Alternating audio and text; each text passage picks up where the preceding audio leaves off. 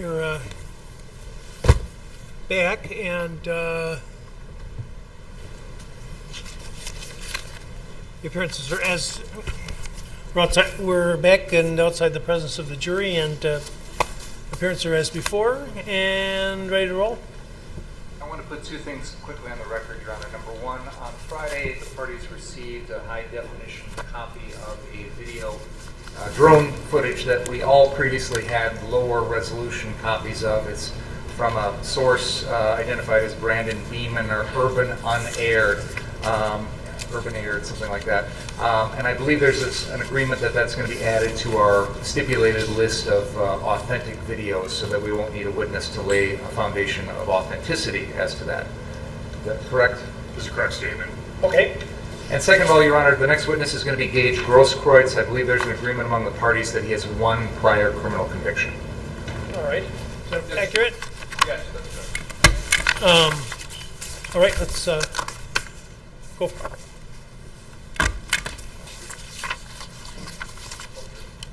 Oh, yeah, I suppose I should do that.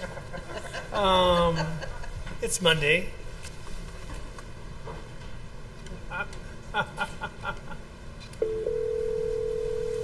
Starting without the reporter is a common problem. Would you come down, please? Yes. It's a common problem, but I don't think I ever started without the jury.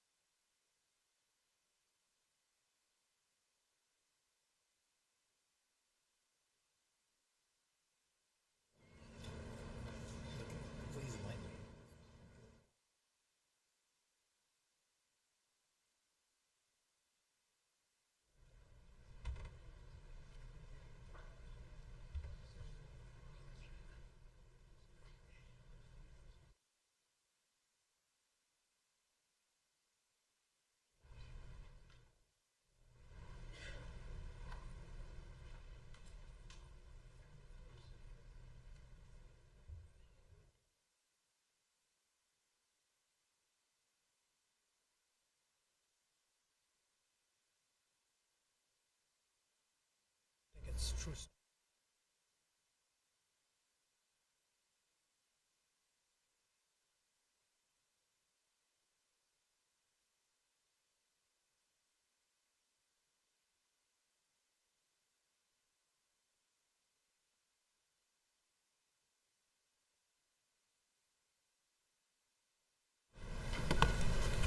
All right, good morning, everyone. I hope everybody had a restful and entertaining weekend, and I hope that the Bears played tonight, right?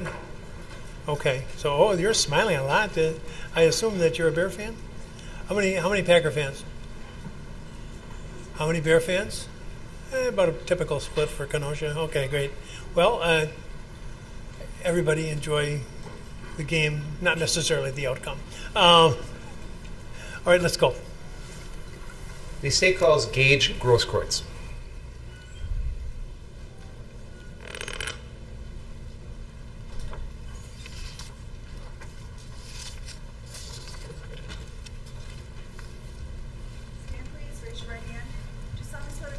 About to give this man to be the truth, the whole truth, and for the truth, so help you God. You may be seated.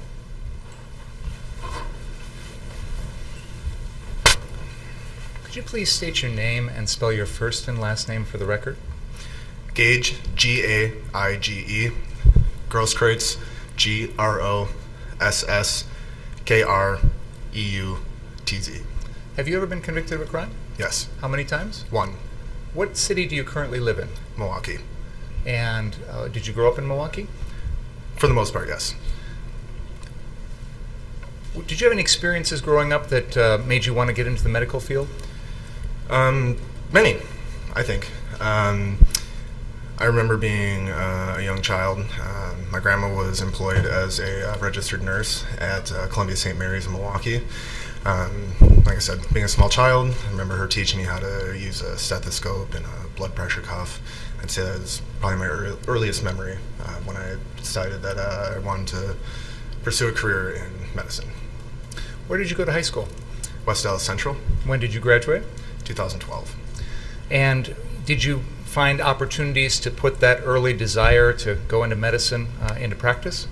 Yes. Tell us about that. I remember when I was a sophomore in high school, and I was on the swim team, and my swim captain had come up to me and asked if I wanted a job as a lifeguard. So from there, I worked for the Milwaukee Lifeguard Corps, and then from there, I went to school to be an EMT basic. After completing that course, I then worked as a EMT on a private ambulance in Milwaukee. Can you tell us a little bit about what you had to do to complete that course? So EMT basic is, I believe, 160, maybe 180 hours. Essentially, that comes to a couple days a week out of a semester. And then following that, after a successful completion of the coursework at the college, you then take 2 nationally registered courses, or tests, I should say. One is a psychomotor course, so that's a psychomotor course, test, exam. And that's essentially the hands-on technical skills. And then there's a cognitive exam, and it is a computerized exam where you take multiple choice questions in various fields of pre-emergency hospital care. Was those 2 classes that you described, were those necessary to finish up the EMT basic program? Correct.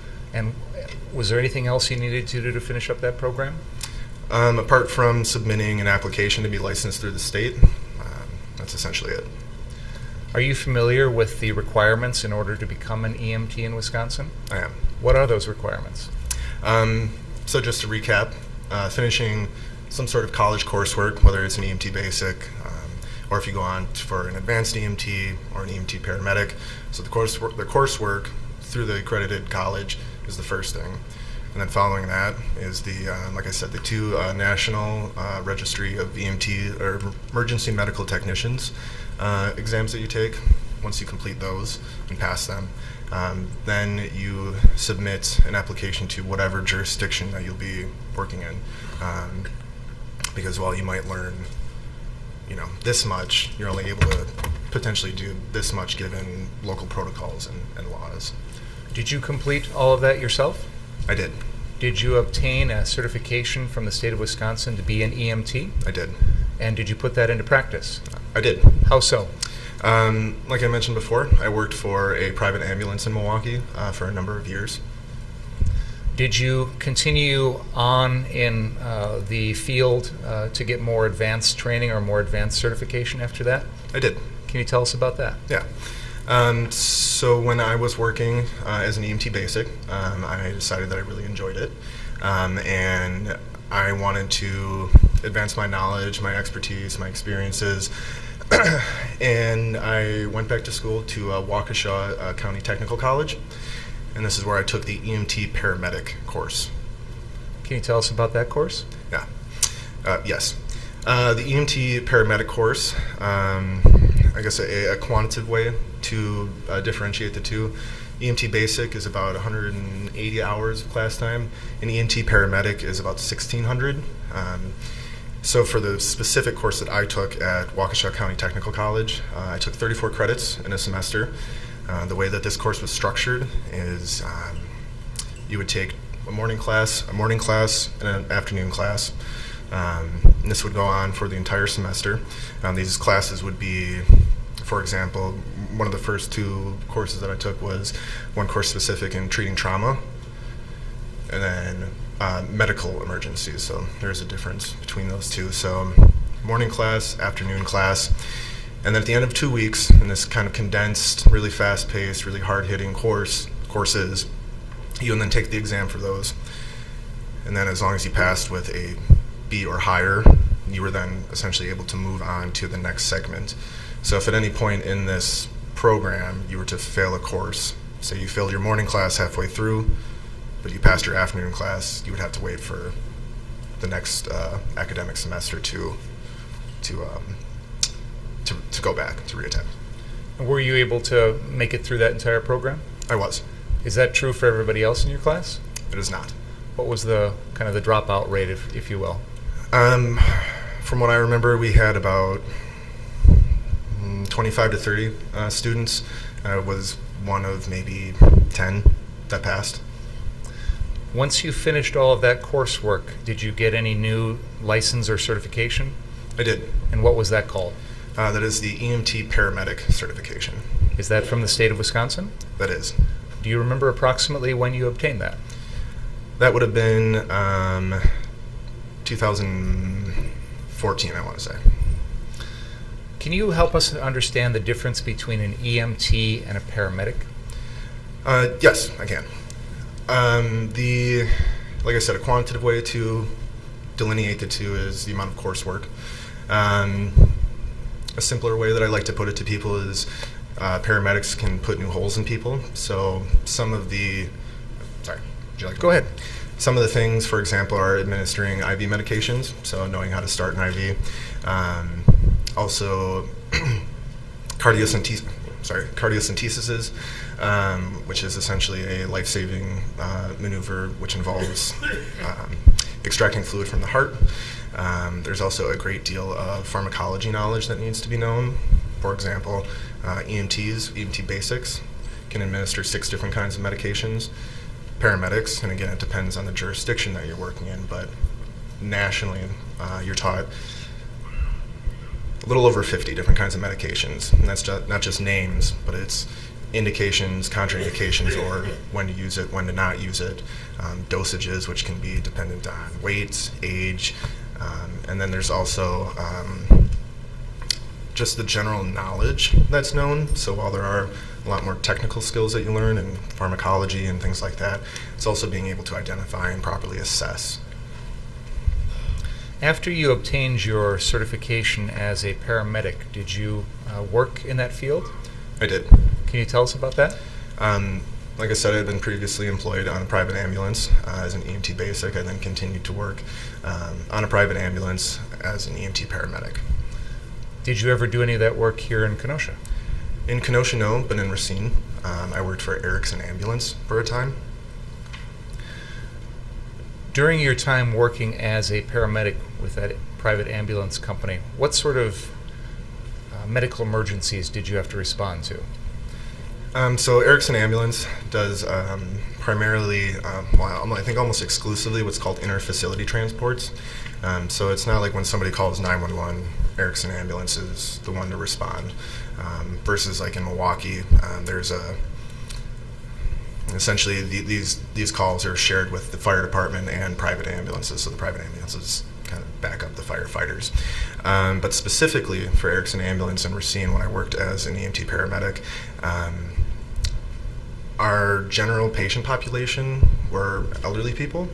So this was, a range of emergencies, anywhere from diabetic issues to potentially mental health issues. There's always the chance or the chance of trauma. Say somebody falls. Cardiac issues are also a big, a more, I guess, ubiquitous thing with the geriatric. Cardiovascular emergencies are a lot more common given the age of geriatric patients. Do you remember approximately how long you worked as a paramedic? I'd say about a year. Were there ever times in which you had to deal with someone suffering from a gunshot wound? Yes, I have. What was that like?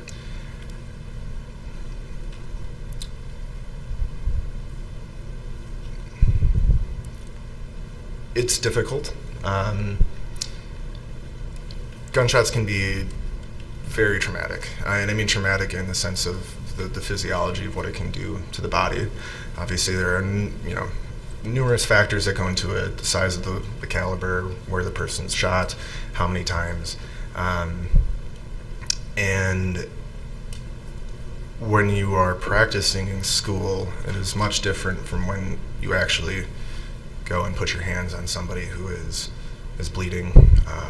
There's lots of blood, screaming. Generally speaking, there's somebody there that's frantic. So that not only are you having to focus on the patient, but you have to deal with the surrounding situation, which can be potentially, like I said, a frantic family member, say if it's an accident or self-inflicted. But also, it can be a dangerous situation to go into because, generally speaking, I mean, you shoot people to hurt them, and there's always that potential of continued on-scene violence. So it can be very hectic. It definitely doesn't get easier the more you do it. Maybe going through the motions, going through your mental checklist of things that you need to do. But it definitely doesn't get easier watching that, hearing that. Since you obtained your paramedic certification from the state of Wisconsin, have you continued your education in that field? I have. Can you tell us about that? I went to school for outdoor education, and naturally through that field, you are finding yourself in remote areas where there is going to be some form of delayed care, meaning that you aren't able to get to a hospital within an hour. And that's commonly referred to as the golden hour, specifically with trauma patients. I then took a wildland firefighter course, which I did complete. And then I also took what's called wilderness first responder, which is it's essentially the industry standard for people who work in the outdoor industry. Have you worked in the outdoor industry, as you say? I have. What kind of work have you done? My first job in the outdoor industry was working as a sea kayak guide in the Apostle Islands. A sea kayak guide in the Apostle Islands? Is that right? Correct. Okay. Go ahead. And then from there, naturally through schooling and opportunities, I primarily worked with children, middle school age, and also from there I was am an American Canoe Association sea kayaking instructor, so I actually teach people how to effectively sea kayak. Bit of context, specifically for where I worked in the Apostle Islands, Lake Superior is very cold, it can get very windy, which means very wavy, so it's maybe just a little bit more intense than maybe paddling around your lake cabin. Yeah. Are you continuing your studies today? I am. And how close are you to finishing those up? I have one more class that I need to complete to receive my bachelor's in outdoor education. I want to turn your attention, Mr. Grosskreutz, to the summer of the year 2020. And we're going to lead up to August 25th. But before that, did you spend time that summer attending any protests or demonstrations? I did. Can you tell us about that? After the death of George Floyd, I found myself demonstrating in Milwaukee. This was, I want to say, maybe 2 days after George Floyd's death. And I was out with a friend of mine who I actually took EMT Basic with, and we were out demonstrating. We were seeing what the scene was like. Seeing what the scene was like. We didn't make signs or anything like that, but like I said, we found ourselves down in Milwaukee. And when you say you were demonstrating, what exactly were you doing? Well, I think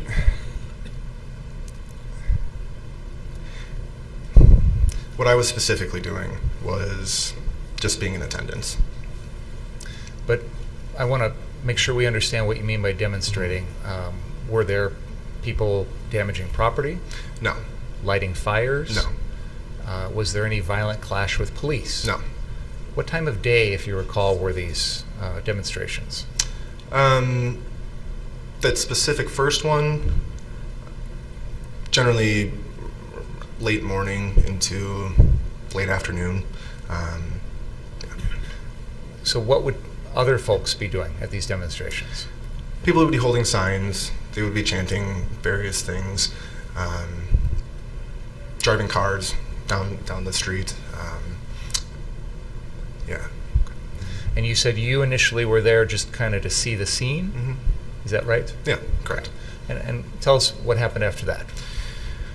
So after walking for a few hours, kind of starting to wrap the day up, and all of a sudden somebody starts yelling, "Medic, medic."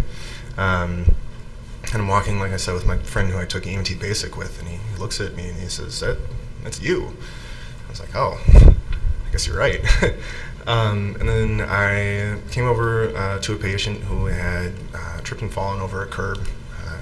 My guess is they just weren't paying attention, got their feet caught up.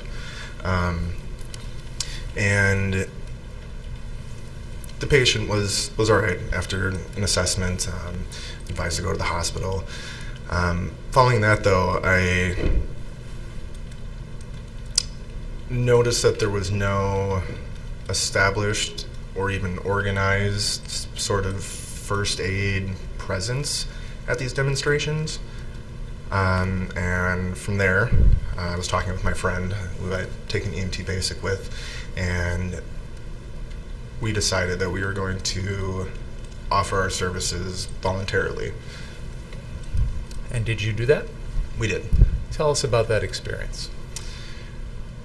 So I had talked to some of the prominent organizers in Milwaukee, and we kind of laid out a game plan, or how we were going to organize this. Essentially, as medics, we decided that we weren't going to be actively participating in any of the demonstrations. I think there's essentially an ethic code that if you are providing medical care, you shouldn't necessarily choose a side, because everybody has the right to protest or demonstrate, assemble, freedom of speech, but also everybody has the right to do that safely. So very early on, we decided that we weren't going to actively participate in these demonstrations. From there, my friend and I outfitted his pickup truck into essentially a mobile first aid station.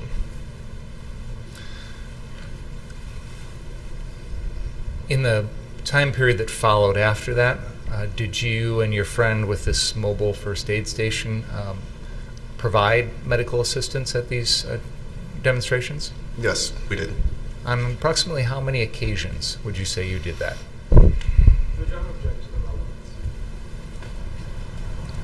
I think it's relevant for many reasons. It's establishing his background as a paramedic, which came into play on this particular evening.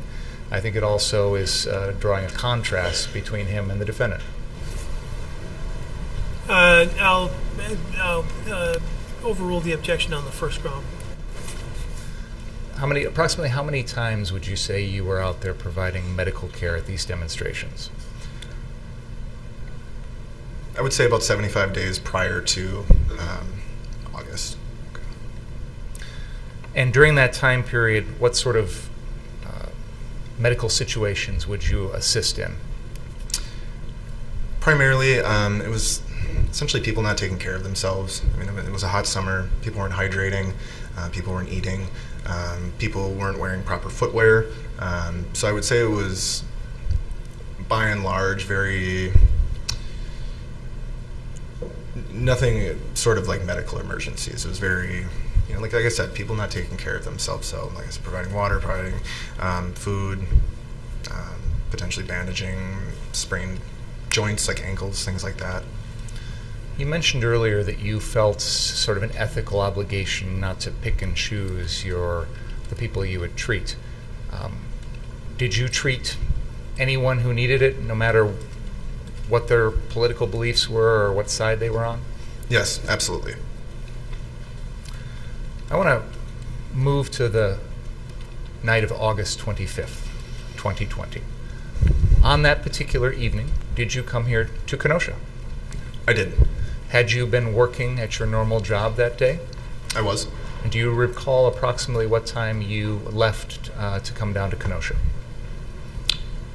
7 p.m. Did you travel alone? I did. Were you part of any sort of larger group or organization that was coming to Kenosha that night? I was not. Why did you personally decide to come down here that night? Essentially for the same reasons that I stated earlier. We were all aware of what was happening in the days following Jacob Blake's shooting. People do have a right to demonstrate, and no way advocating for property damage or anything like that. But given the, I think we all can agree, chaotic situation of those 3 days following Jacob Blake's shooting, there was certainly a propensity for violence, or maybe not just violence, but injuries in general. And so for the same reasons that I stated earlier, I've delivered patients to freighter down here. I'm familiar with the area, and I felt that given my level of experience and knowledge that I could be of assistance to people. When you came down here that night, did you bring any of your own medical supplies? I did. What kind of supplies did you bring with you? Brought a tourniquet, what's called hemostatic gauze, also commonly called quick clot, chest wound seals, some gloves, some saline spray. How were you dressed that evening? I had a black shirt with a Wu-Tang sign on it. It's a pretty famous group. I had khaki shorts, I had tennis shoes, and also I had a blue hat with large lettering that said paramedic on the, on the front of it. Were you carrying any of your equipment with you? I was. How were you doing that? I had it in a small backpack. Were you armed? I was. Tell us about that. I believe in the Second Amendment. I am for people's right to carry and bear arms. And that night was no different than any other day. It's keys, phone, wallet, gun. Did you have a permit to carry a concealed weapon? I did. Was it in effect on August 25th, 2020? It was not. Had it expired? It had. And you had not renewed it? I had not. When you were having this medical truck in Milwaukee, did you carry a gun then? I did. When you came down here, how did you carry your gun? I had my handgun holstered in the small of my back. What type of gun was it? It was a Gen 4 Glock 27, so it is a smaller framed 40 caliber handgun. Was it loaded? It was. Do you recall if there was a round in the chamber? That night, I don't. When you came down here to Kenosha that night with your equipment, etc., did you specifically seek to meet out with any particular person or any group or anything along those lines? No, I did not. So tell us what you did when you first came down here. So after I arrived in Kenosha, I parked several blocks away. This is both for safety and protection of my property. I put on my equipment, which is essentially my handgun and my medical supplies. And then I walked towards the courthouse. From there, there was already confrontation between demonstrators and the police. And by confrontation, I mean people were throwing water bottles. The police were shooting pepper balls from the top of the courthouse. That sort of thing. And then after I arrived, I assessed the scene. And almost immediately I came upon a person who had been somehow, whether it was direct spray or in a gas formation or form, who was affected by the pepper spray. So immediately following that, I started treating this person. And then again from there, I was assessing the situation, primarily treating people who were affected by the tear gas, also delegating to other people how to effectively treat that. Now, when you say you were delegating, were these people that you knew that you were delegating responsibility to? No. So tell us about the delegating process. One instance that I can think of in particular, the proper way to treat, well, just to irrigate an eye in general, regardless of what is causing an issue, is you want to start from the nose and then pour out.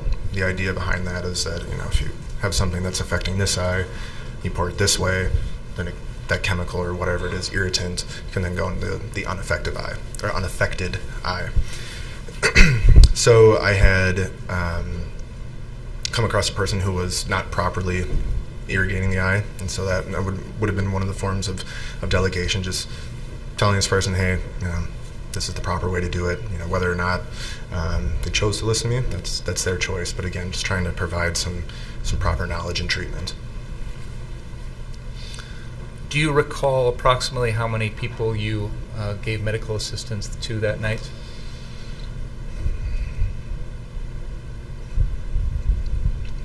I don't know the exact number, but if you wanted me to estimate, I'd say around 10. What was the most serious situation that you dealt with? Apart from myself? Yes, as a medic treating the other folks that were out there. There was an individual, a younger patient, who had been shot in the crease of her left arm with what we presumed to be a rubber bullet, fired from one of the police, and she had sustained a pretty decent laceration. I mean, there was a pretty good cut from it, so whatever had hit her had some force behind it. So while actually treating a patient with tear gas irritant, and then started to hear this young patient scream, and that immediately got my attention. And would you like me to explain that interaction? You know what, let's pause there for a second. I want to show the jury something. 55, ready to go, please, Brian? 55.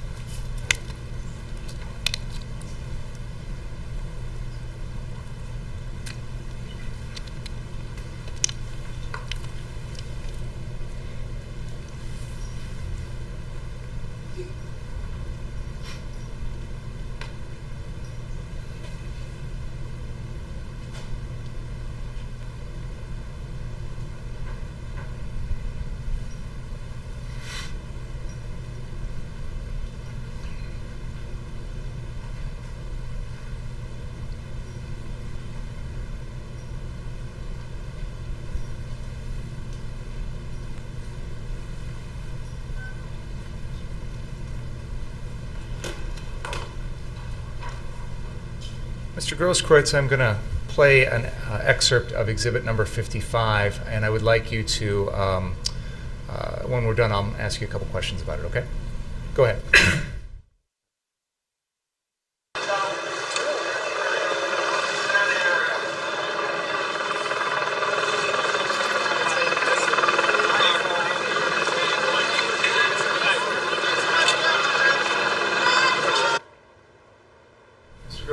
Pause the video there for a second. Do you see yourself in that video?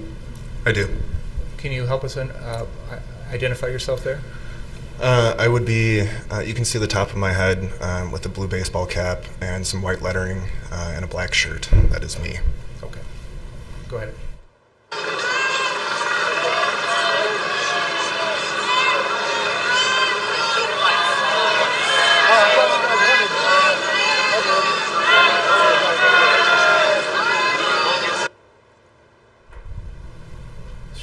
Can you tell us what was shown in that video? This is me, several other individuals who I did not know, the patient laying on the ground, and what I later found out after I had treated the patient, their father. And was this the individual you mentioned who had a laceration to their elbow from a rubber bullet? That is correct. Do you remember where physically you were when you were providing that treatment? This would have been just across the street of the southeast corner of Civic Park.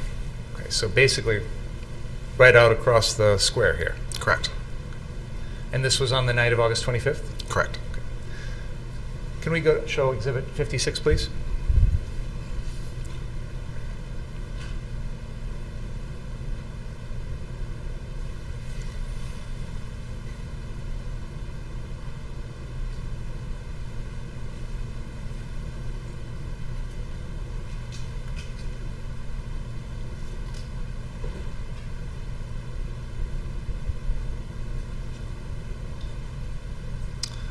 Mr. Grosskreutz, do you recognize what's up on the screen there as exhibit number 56?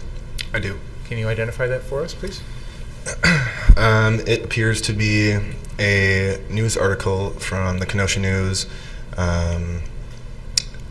depicting myself and the patient in a still of the video that we just previously watched. Your Honor, I would move exhibits 55 and 56 into evidence. Objection. Proceed. While you were out there on the night of August 25th, were you also taking your own video recording of what was going on? I was. Can you tell us about that, please? I can. So essentially, when there wasn't a medical emergency or somebody seeking assistance, I am a ACLU legal observer, and I decided that the next best thing that I could do that night was just simply record.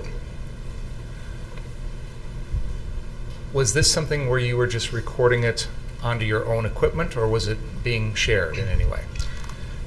It was being recorded from my cell phone, but it was through a Facebook live stream. Were you broadcasting live on Facebook while you were doing that? I was. And so that video would have recorded most of the things that you saw and places that you went while you were here that evening. Is that fair to say? That is fair to say. Did there come a time in which you encountered a group of folks that were armed in front of the 59th Street car source location? I did. Can you tell us about that? After the police had moved the demonstrators from the park, they started to form a line, which they would then advance, moving the demonstrators south down Sheridan Road. So I'd say maybe 10-15 minutes after they started clearing the park out, found myself outside of the 59th Street car source.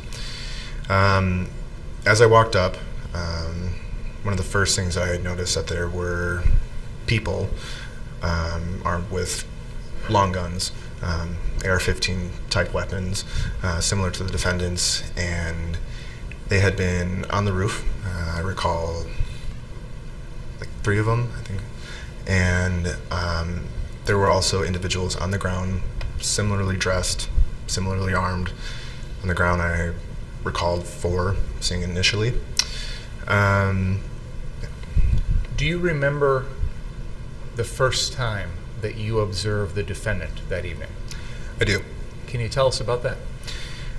There was an individual who I had assumed came from the demonstration. The reason I assumed that is because this person was coming from north, traveling southbound.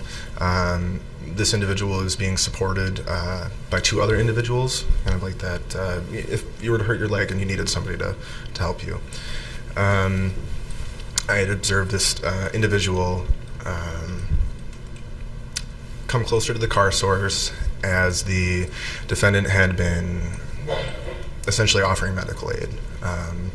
And then that was the first time that I saw the defendant. Do you know what happened with regard to that person who was being supported by other people and the defendant? I only know what I had seen in the moment. I don't know what happened to this person afterwards, but what I observed was the defendant offering medical assistance, and then this individual being carried in a way onto the car source property. I then heard somebody yell, "Don't let them treat you." And I turned around, and I don't remember why exactly I turned around, but then moments later I then turned back facing towards the car source and towards the defendant and towards that individual, and then that individual along with the other 2 people supporting them were exiting the property.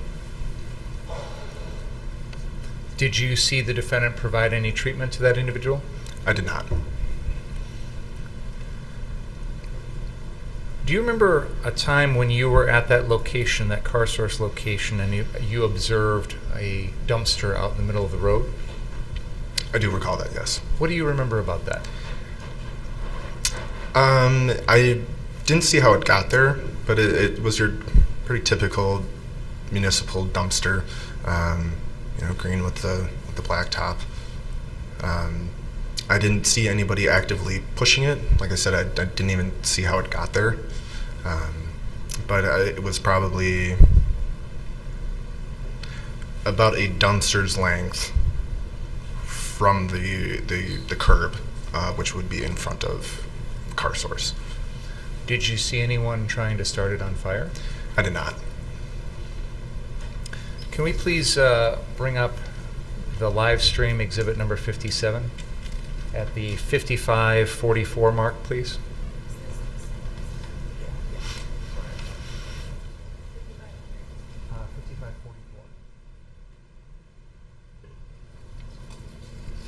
Go ahead. We're here.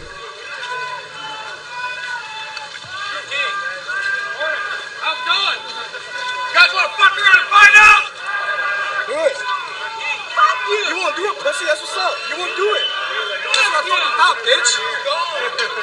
Protect your property, not the street. Protect the property, not the street. Protect your property, not the street. Protect your property, not the streets. Protect your property, not the streets. Protect your property, not the streets. Protect your property, not the streets. Protect your property, not the streets. Protect your property, not the streets. Protect your property, not the streets. That's what the fuck y'all here for. What we just observed, Mr. Grosskreutz, is that part of the live stream that you recorded that evening? That is. And I noticed there seems to be a little bit of a lag in the audio to the video. Is that fair to say? That is fair to say. Okay. But is that a true and correct copy of what you recorded that night? Apart from the 1 or 2 second delay, it is. So this incident here with the dumpster and whatnot, were you physically there, right there, a few feet away when all this was going on? I was. And did you observe the people that were around you at that time? I did.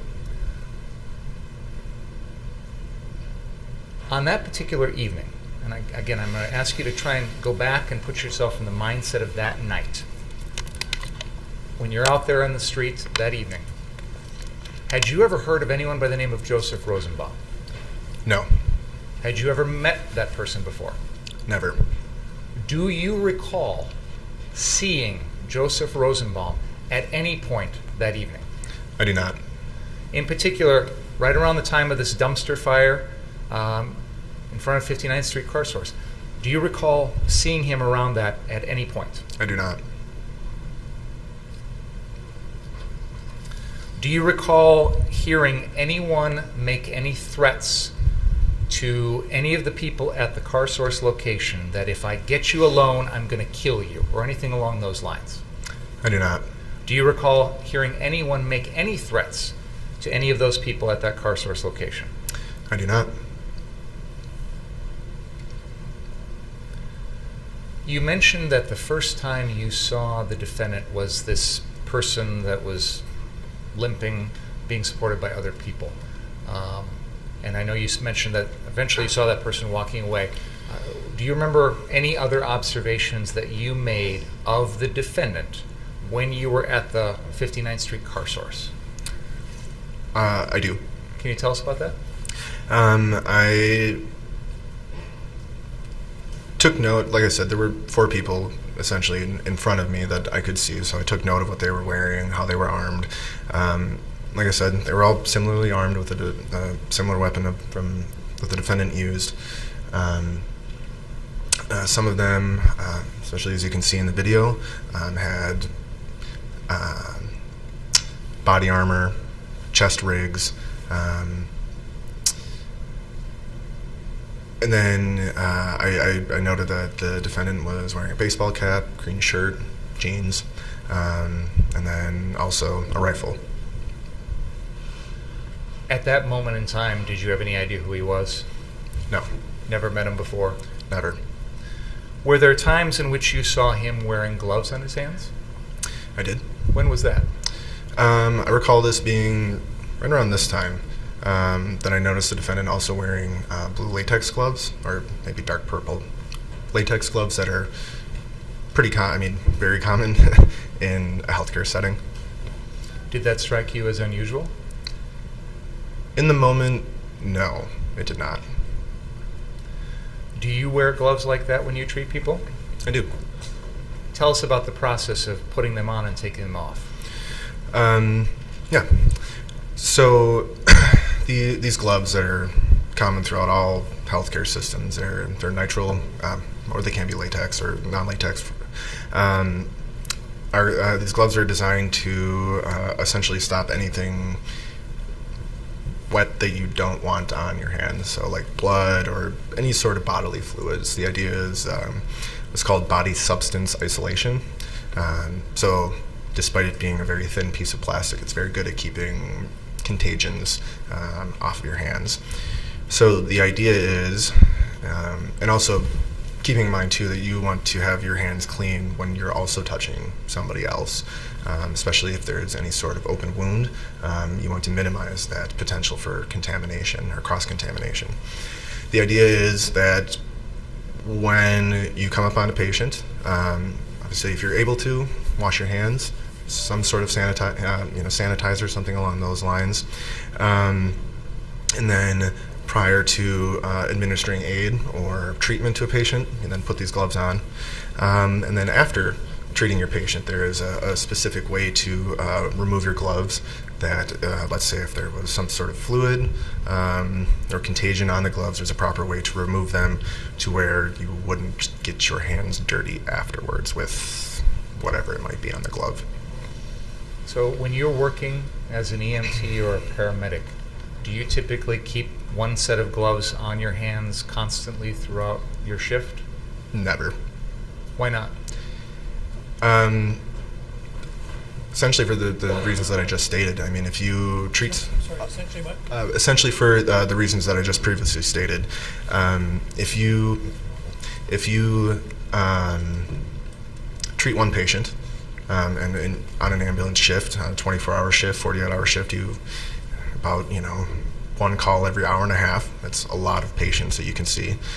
That doesn't make sense. That's just not, one, proper hygiene. Two, it's not proper protocol. It would be detrimental to your health, every subsequent patient's health, and not only from touching or having contact with the patient themselves, but also everything else that you touch. We all know with COVID how easily things can spread.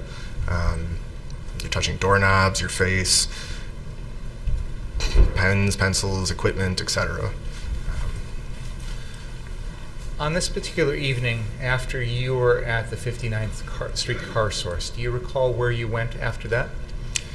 I do. So from the car source location here, I started walking southbound down Sheridan. Did you wind up at the Ultimate gas station at the intersection of 60th and Sheridan? I did. Do you recall what, if anything, you did there? Nothing different than I had previously been doing. So like I explained, when there was no patient essentially to treat, then I started recording. Again, I'm an ACLU legal observer. I thought that was the best way that night that I could provide another aspect or another perspective of an unbiased account. Video doesn't lie. Yes. So when you were leaving 59th Street, heading down to the Ultimate gas station, were you still wearing your hat with paramedic written on it? I was. Did you have anyone come up to you at that particular time and request any sort of medical assistance? No, nobody did. Did there come a time in which you heard gunshots? Yes. Can you tell us about that? I was slightly south of Ultimate gas station. To be very specific, I think it's Ray's Barbershop, which is either the adjacent building or one there over. While I was recording, and I had heard a series of gunshots, what I determined to be a few blocks south of where I was. What, if anything, did you do? I first sat and listened, and then had there were people watching my live stream, so I had been narrating essentially what I was seeing, what I was hearing. I'd heard these gunshots, and had commented on them, and then after seeing and hearing people running, well, I should say seeing people running northbound and then hearing people yelling medic, I started running southbound towards what I presumed at the time to be the origin of the gunshots. Do you recall how far south you ran? There's a map up on the wall behind you if that's helpful.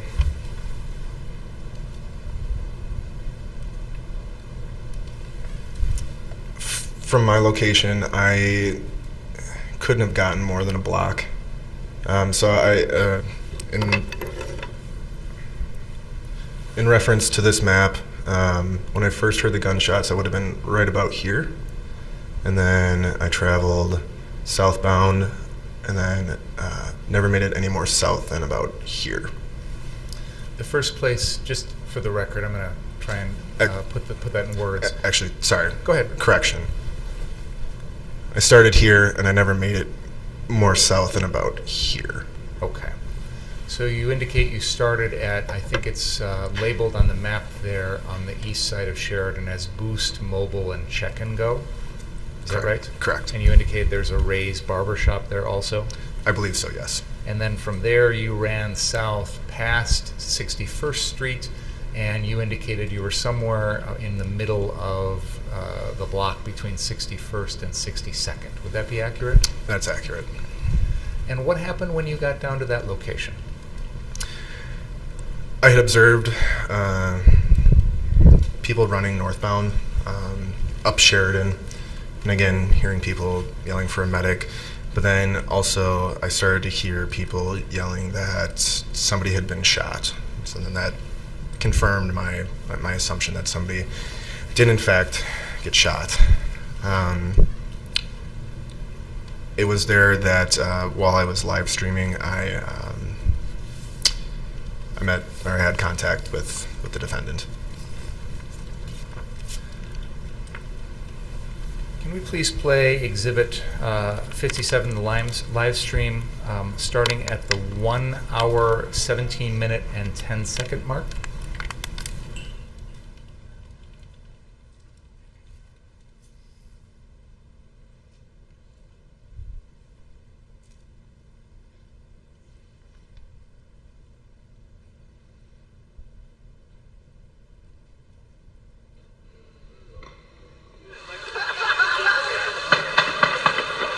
It sounded like gunshots. It sounds like multiple gunshots. People are scattering. Now this is southbound on Sheridan. This is, I was just at 60th. Looks like they even set up a recliner. Oh, 110%, bro. Yeah, dude. 100.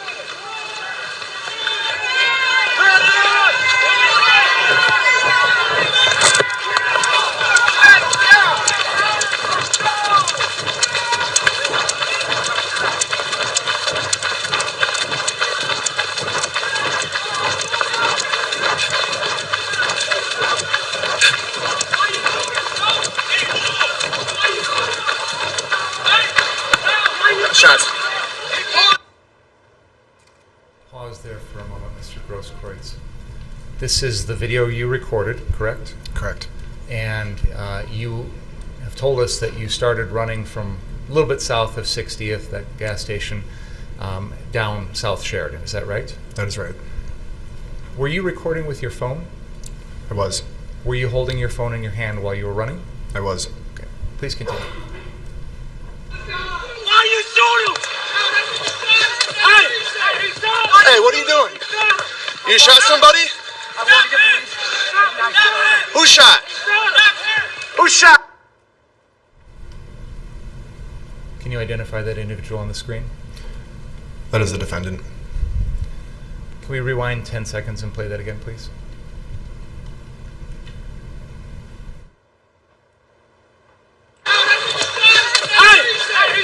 Hey, what are you doing? You shot somebody? Who shot? Can you tell us, I'm going to ask you two separate questions. First of all, going back into that moment, that interaction you just had with the defendant, what did you think at the time he said to you? At the time, I had thought that the defendant had said, "I'm working with the police. I didn't do anything." Now that you've had a chance to review the video, do you know what he actually says? Yes. What is that? After watching the video, he said, "I'm going to the police." And did he say anything else? I didn't do anything, is what I make out from. It's hard to hear from the muffling, but that's what I make out of it.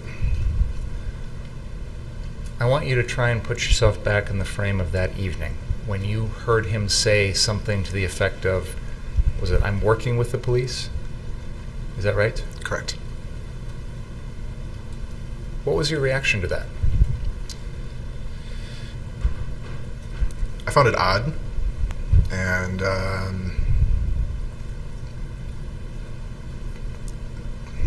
very noteworthy. Previously in the night, an individual I had recorded, Mr. Balch, had described some sort of plan with the police that they were going to essentially push demonstrators south down Sheridan, and then past the car source lot, and then from there we're going to essentially retreat or back up that line. And Mr. Balch had explained that there was some sort of understanding, some sort of plan, to whatever extent that is, but that the police were going to push protesters down past the car source. And he said that then the police told him that it was up to the militia members, as they refer to themselves, to deal with them. When you heard the defendant say what you thought was, "I'm working with the police," did that bring back that other knowledge, what Mr. Balch had said? Yes. Can we play the video forward just a few more seconds and then I'm going to pause again? Who shot? Stop him! Hey, stop him!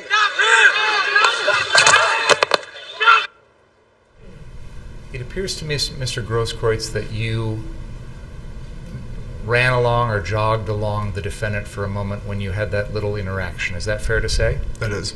And then it looks like you kind of let him continue and you turn back south again. Is that fair to say? That is fair to say, yes. Why did you do that?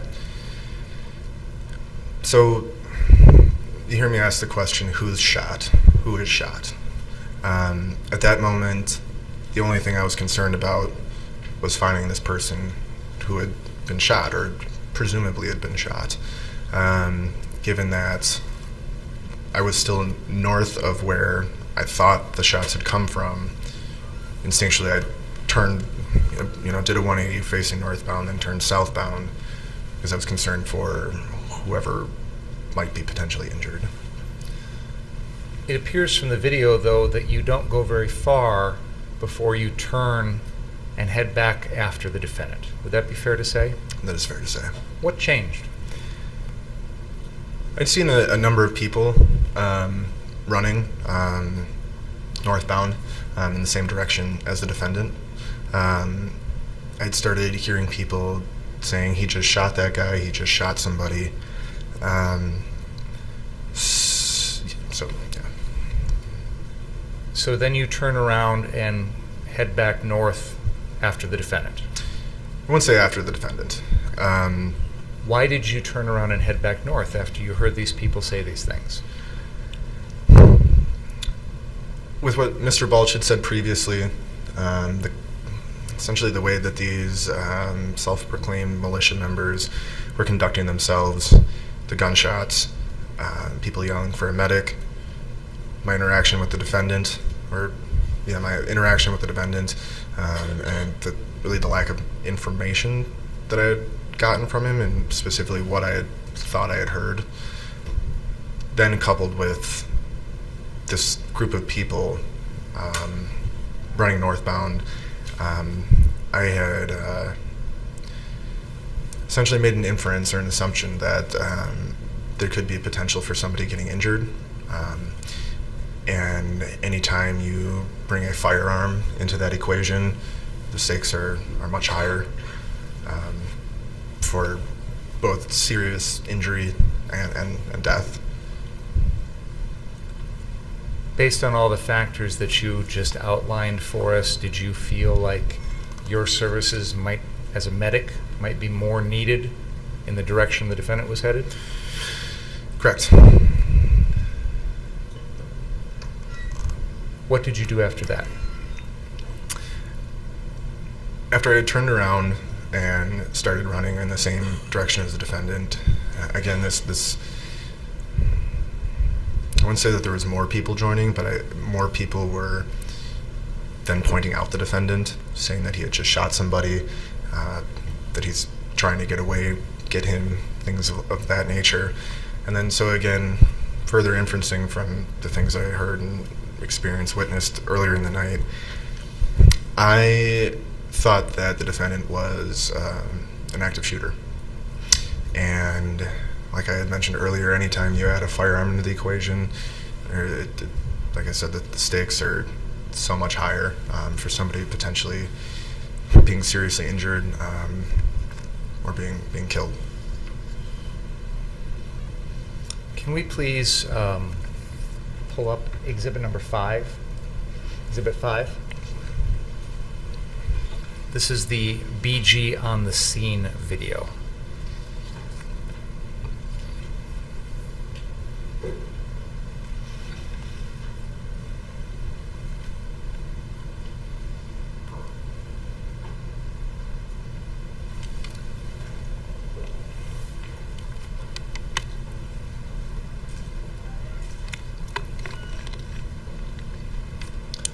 Let's go ahead and play that. I'll be pausing here in a little bit.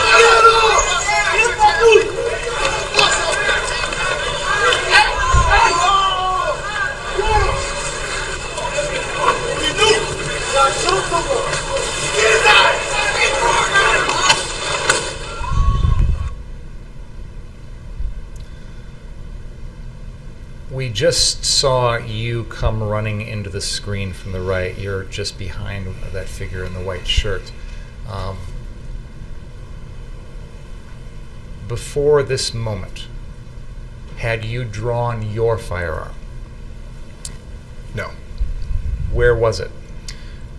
Like I mentioned at the beginning, I keep my pistol holstered in the small of my back. But don't you have it in your hand at this point? I can't see. Okay.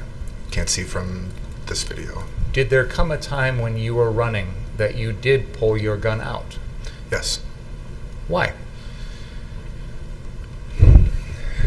Again, in the moment, I thought that the defendant was an active shooter. Having been not too far behind, like you had mentioned, and just about to come into the frame here, I had heard several more gunshots, And again, making inferences, the defendant was the only one with a large caliber rifle. I'd seen an individual jump over the defendant, and then the defendant heard 2 shots, and then from there I saw another individual use his skateboard to hit the defendant, or hold the defendant. Either way, the individual had made contact with the defendant with his skateboard, and then from there I heard another shot, and then as we can see in this still, an individual, well, yeah. Okay. I want to back up for a second, Mr. Grosskreutz, because we have other video that shows you pulling your gun out before those shots are fired. So, do you remember specifically, were you intending, when you pulled your gun out, were you intending to use it?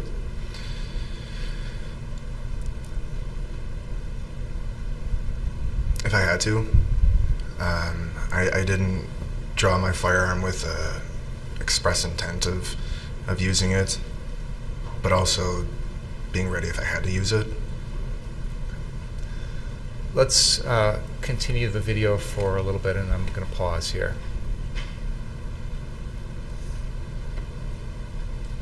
Let's pause right there. We've already seen this video. There's an individual on the left who had been shot at twice by the defendant. Then the defendant is there on the ground, and there's another individual between the defendant and you, Anthony Huber, who has been shot in the chest at this point. And that individual to the right of Mr. Huber that's sort of crouched over, that's you, correct? Correct. Okay. Did you witness the defendant fire 2 shots at that man on the left? I did. Did you witness him fire a shot into Mr. Huber's chest? I did. So when you come upon the defendant at this point, do you recall what you were holding in your hands? I do. What were you holding? In my right hand, I had my Glock pistol, and in my left hand, I had my cell phone. What was going through your mind at this particular moment?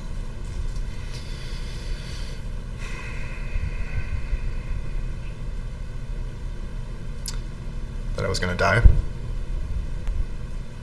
Let's continue the video for just a second, please.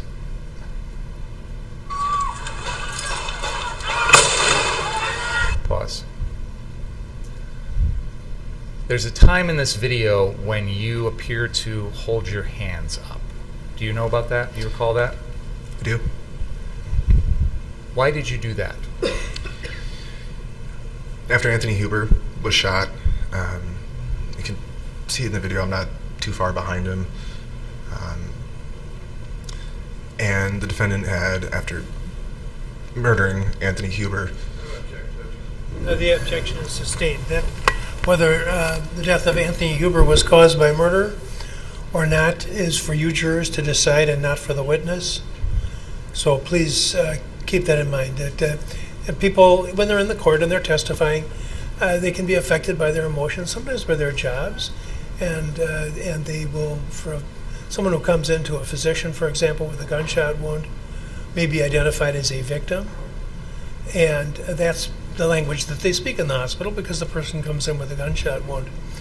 Here in the court, where the issue is yet to be determined whether someone's a victim or not, and it's to be based on the evidence presented in court, and it's a decision to be made by you jurors, not by a witness, not by the judge, not by the prosecutor or the defense attorney. So I'm going to ask you to strike the comment, which was this witness's view of the subject, and because it carries no weight. It's for you folks to decide. Any question about that? Okay, thanks. Go ahead. So you had just seen Mr. Huber get shot. Correct. And so what was going on in your mind? I was very close to the defendant, and I thought there was a high likelihood that I would be shot myself. Can we back up and play 10 seconds? Go back 10 seconds, please. Please continue.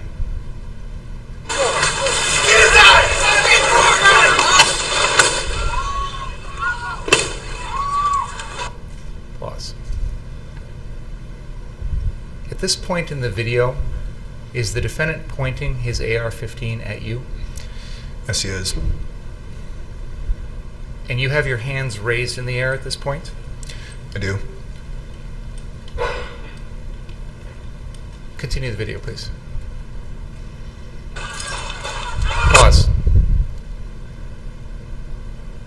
Did you see the defendant do anything with his gun after you put your hands up? I did. What did you see him do? It's an action that's typically referred to as re-racking a firearm. So after the defendant had pointed his rifle at me and put my hands up, and then the defendant, like I said, did this motion. It's called re-racking, and that's essentially where you take the slide, which on a AR-15 like that would be on the top, and you pull back, and what that does is, depending on if there was already a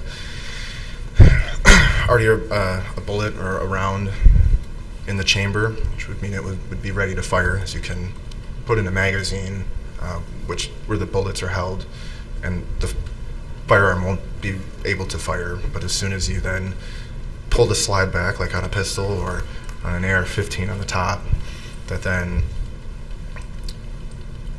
either loads the rifle or the firearm for it to be ready to fire, or if there was already a round previously in the chamber, that then ejects that round or casing, if that round had been spent, and then reloads the next bullet into the chamber or the barrel. So after you raised your hands like this, you saw the defendant re-rack the weapon? Correct. What did you think was going to happen? In my experiences and in my inference in that moment, after the defendant had pointed his weapon at me and I had put my hands in the air, re-racking the weapon in my mind meant that the defendant pulled the trigger while my hands were in the air, but the gun didn't fire. So then by re-racking the weapon, I inferred that the defendant wasn't accepting my surrender. Did you feel that he was going to point the gun and shoot at you again? Yes. What did you do then? So after the defendant had re-racked his weapon with the rifle still aimed at me, in that moment, I felt that I had to do something to try and prevent myself from being killed or being shot or killed. And so I decided that the best course of action would be to close the distance between the defendant and I, and then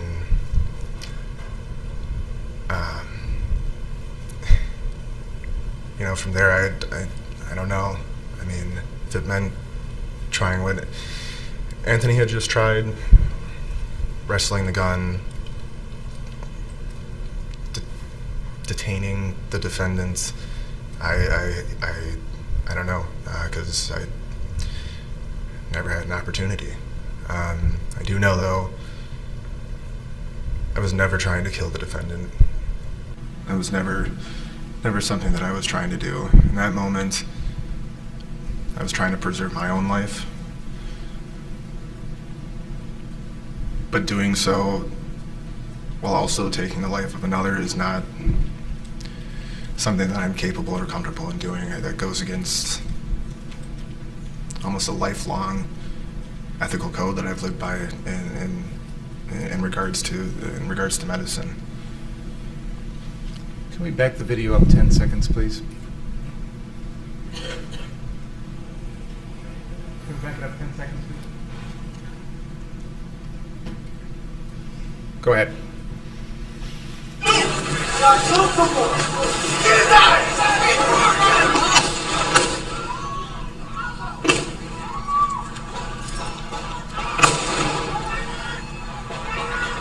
Pause.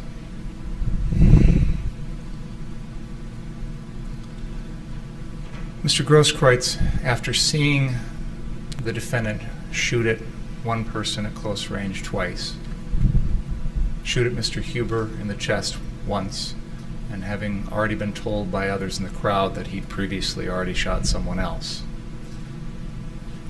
and having him point the gun at you, and you're holding your own pistol in your hand,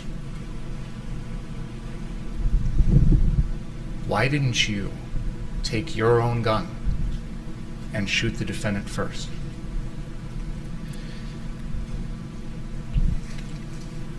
Like I said, that's not the kind of person that I am. That's not why I was out there. That's not why I was out there for 75 days prior to that. Why I spent, up until that point, spent my time, my money, my education, providing care for people. It's not who I am. And definitely not somebody that I would want to become. And in that moment, I thought it would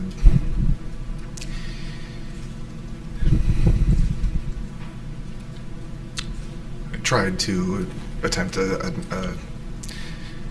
non-lethal way to end that interaction. When the defendant shot you, where were you hit? I was hit in my right bicep. What kind of damage did that do? I effectively lost a large majority of my right bicep. Can we please play Exhibit 58?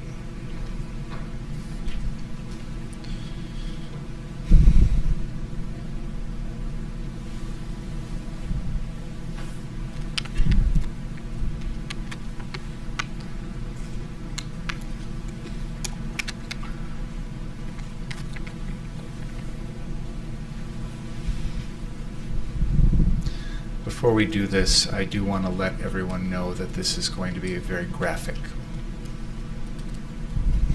Exhibit, what does Exhibit 58 show? Myself, after being shot by the defendant. Are you still holding your Glock in this picture? I am. Had you fired your Glock at all that night, at any point? No. Can we please show exhibit number 59?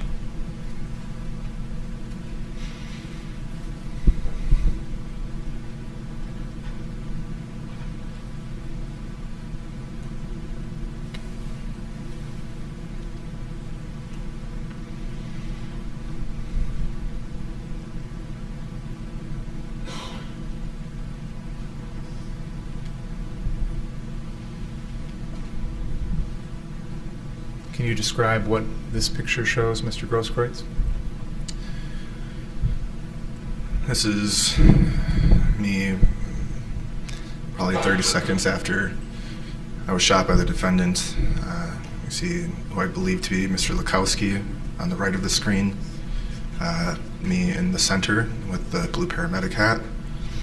Right above my hat is Mr. Balch, I believe.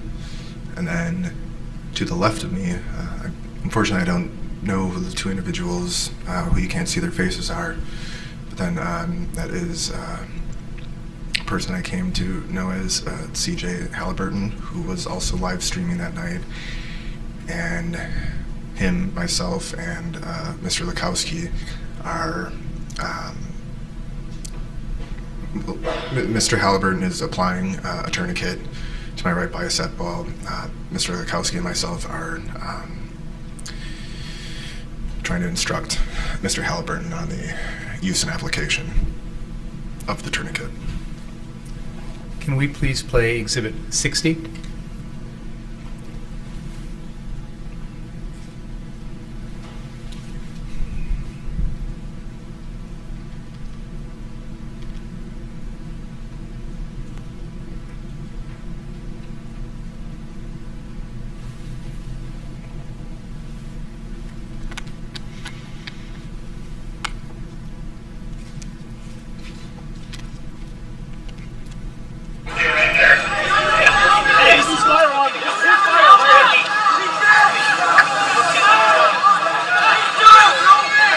What the f-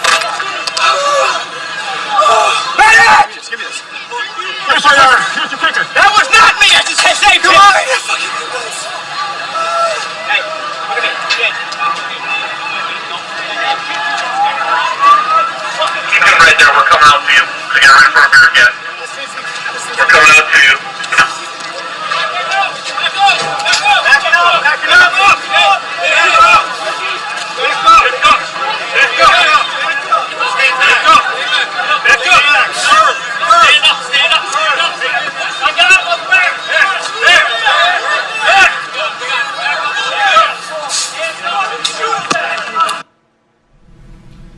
Your Honor, I would move Exhibits 58, 59, and 60 into evidence. Objection.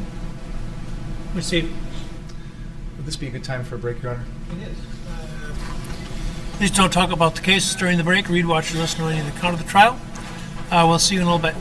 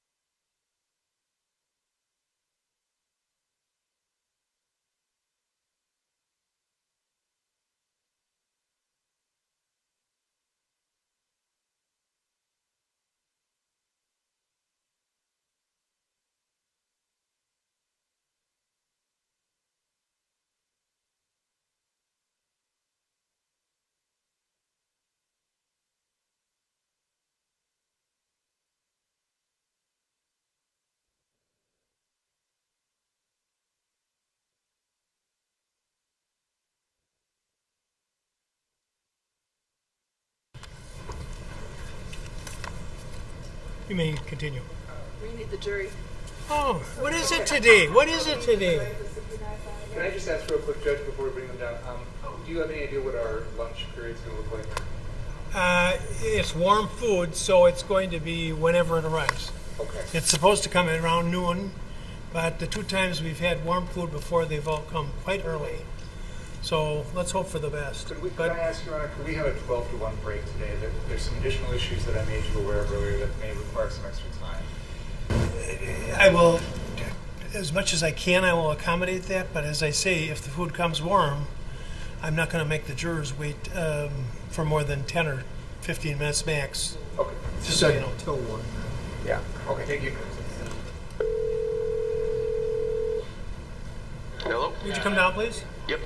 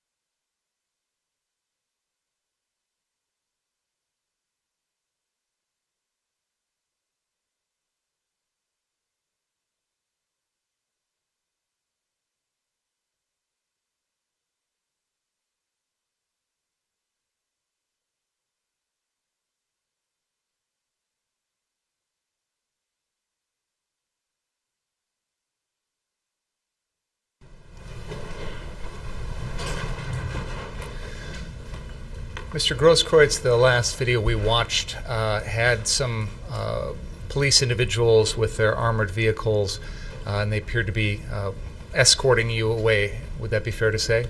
That is fair to say, yes. What happened after that?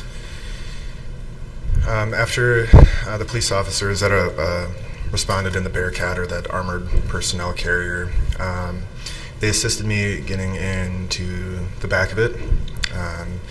The inside, from what I remember, is designed. There's 2 benches on either side with a pretty narrow walkway. From here, I had officers on either side of me. I had been seated on the floor in between the 2 bench seats.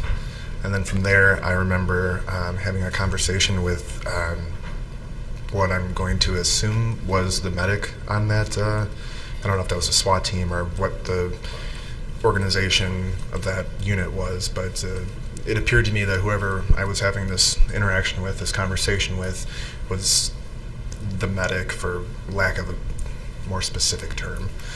From there, from what I remember, this SWAT medic was attempting to start an IV on me. We then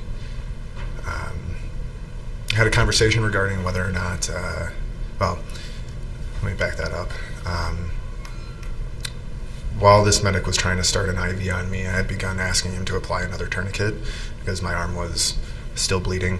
So as far as medical practices can go, if whatever wound is still bleeding with a single tourniquet, the idea is you want this thing to be very, very tight to stop all blood flow. The idea is life over limb. But you can apply another tourniquet or an additional one to assist in stopping the bleeding. And then from there, we arrived at the hospital, and the SWAT members, police officers, opened the back of the door, or the back door of the Bearcat. few of them got out first and essentially provided a perimeter. And then another one or two officers helped me get up from, so I should clarify, I was sitting down in between the two benches. One officer had helped me up. And then from there, I walked myself into the emergency room. When you say you were at the hospital, is that KMH, Freighted South, down here on just off of Sheridan? That is correct, yes. And what sort of medical treatment did you receive, either at that hospital or at subsequent facilities? Upon arriving at the first hospital in the emergency room, the tourniquets were left in place. And once you put those on, you want to be very sure before you take them off. There's issues with blood clots and that sort of thing. From there, I remember having my vitals taken, so that includes like pulse, blood pressure, EKGs, which is heart rhythms, the pretty general stuff when anybody goes to the hospital. But then specific to my injury, they being the hospital staff, the ER doctor who had been working that shift, determined that they were not able to provide adequate treatment for me. So for a little bit of clarification, hospitals, at least in Wisconsin, are on a tier system. Why don't you ask another question? Sure. So at the first hospital, KMH, they determined they needed to send you someplace else. Is that fair to say? Yes. Where did you go from there? I don't recall the name of the hospital. I do know that I was transported by ambulance to an additional hospital. I remember the ambulance ride only being about 5 minutes. And then at that hospital, did they treat you, or did you have to go someplace else after that? Originally, I was supposed to be treated at that hospital, but given the severity of my injury, it was determined that I was going to be transported by Flight for Life to Freighted in Milwaukee. And once you got up to Freighted in Milwaukee, did you have to undergo any surgical procedures or anything? I did. Can you tell us about that? Yes. When I first arrived to Freighted in Milwaukee, I was brought into the trauma room. Essentially from there, I was stripped naked, getting prepped for surgery. And that surgery, from my understanding, is the first one is what's called a debridement. Essentially what that is it's a very deep cleaning of a wound to stave off infection. Essentially it's scraping away the dead tissue. Now, we've heard other testimony that when you were shot, it was shortly before midnight on August 25th. Were you eventually taken up to Freighted Milwaukee sometime overnight? In the early morning, yes. And the surgery, would that have occurred shortly after you got to that hospital? Almost immediately after me getting there, yes. Do you recall if there were any other surgical procedures done on you while you were at Freighted that early morning? The early morning, I don't believe I had any surgeries. I was in the ICU, a few rooms over from Jacob Blake, and that, like I said, it's an intensive care unit, so it's for serious traumatic injuries or medical ailments. But then from there, I was moved to what would essentially be a tier down from that, so it's like the long-term ICU, if that makes sense. And then from there, I had, I don't recall if it was 2 or 3, but I do know I had at least 2 more of these debridement surgeries. Again, that's where it cleans off the tissue. Was there eventually surgical procedures done to try and repair the damage to your arm? Yes. When was that? That would have been the Monday, the following Monday. Okay. And have you undergone more than one of those types of procedures? That specific procedure, no. Okay. Overall, how much treatment have you received since this shooting to try and repair the damage?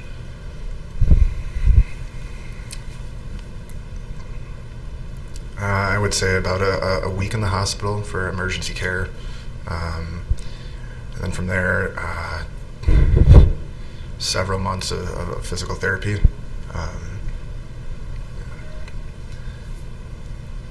Now, when you got to the hospital, one of the hospitals, you said they took everything off of you. Did you have anything with you that you had picked up on the street while you were out around that night? Yes, I did. What did you have? I had a spent tear gas canister. I have an exhibit here which has been marked as exhibit number 61, I believe. Is that what the sticker says on there? Okay. I'm going to have Detective Antaramian remove this item and hold it up for the jury. Mr. Grosskreutz, is the detective holding up the item that you're referring to? Yes, he is. I would move exhibit 61 into evidence. Objection? No. Steve? Where did you find that? That would have been maybe 50 feet south on Sheridan from Car Source. From that 59th Street Or, car source? I'm sorry. Yes, 59th Street Car Source. Okay. And you said it was spent, meaning whatever originally was there, all the gas had come out. Correct. Is that right? So it wasn't capable of doing any further damage or harm to anyone. Correct. Why did you pick it up? I don't know.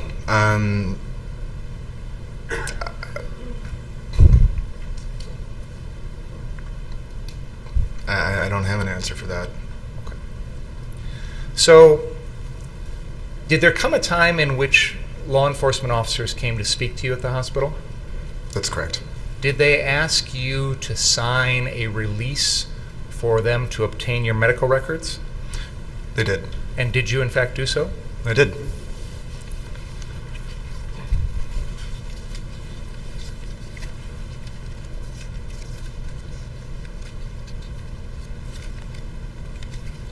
Did you also provide the officers with a statement about what had happened to you? Yes, I did. And did you describe to them the fact that you had been recording the night's events on a Facebook live stream? Yes, I did. When you say a Facebook live stream, is that something that if someone's on Facebook, they could possibly see that if they wanted to? That is correct. Did you also have a copy of that video on your phone? No, not a physical copy. Where was the actual file itself in the world, if you will? When you record something on Facebook Live, it gets stored in your profile videos, photos. So while I didn't have a physical copy of it on my phone, I was able to access the recording via my Facebook through my phone, if that makes sense.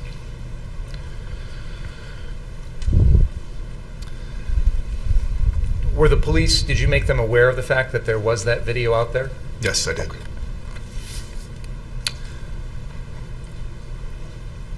Around the time that you were in the hospital that night after the shooting, in the early morning hours, etc., did you become concerned about your own personal safety? Yes, I did. Can you tell us about that? After the events of August 25th, it was made known to me pretty quickly that people online and in person were... Sure sounds like it. It goes to his state of mind, Your Honor. There's My state of mind about what? cooperating. This is intimidation.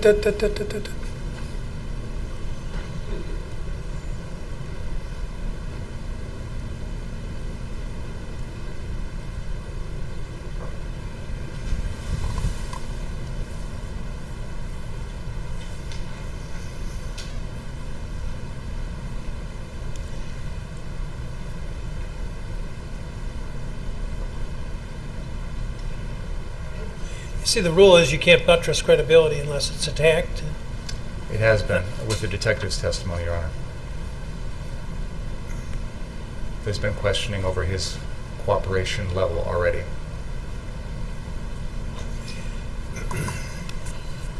I'm going to overrule the objection and allow the evidence. But and we're working again with the hearsay rule. So I'm not going to permit the evidence to be considered as proof of what he may have seen or heard about what was on the internet, but rather as proof of circumstances operating on his mind. Does that make sense? So it isn't to be taken as true. If, let's, for example, I'm gathering you're going to suggest there was some suggestion of harm, potential harm. It's not being offered to prove that there was in fact a true risk from any particular source of any harm, but rather what he concluded based upon the information that he heard. Make sense? Okay. Thank you. Please continue telling us about your concerns for your safety. So, like I had just said, it had been made aware to me that people online were making threats, going above just personal opinion, as well as people coming outside my place of residence, family members, including my mother, my grandmother, an aunt that I had hardly talked to. And that became very concerning for me. Did there come a time in which the investigating officers asked you for access to everything on your cell phone? Through my attorney, yes, I did. Was that something that you were interested in turning over to law enforcement? At the time, I was under the impression that I was fully cooperating, and so yes, that is something that I was willing to do. Did that actually happen? No, that did not. Do you know why not? At the time, no. I didn't know. Did you personally ever make a decision to refuse to give over all of the contents of your cell phone to law enforcement? Did you personally? I never personally refused that, no. May I approach, Your Honor?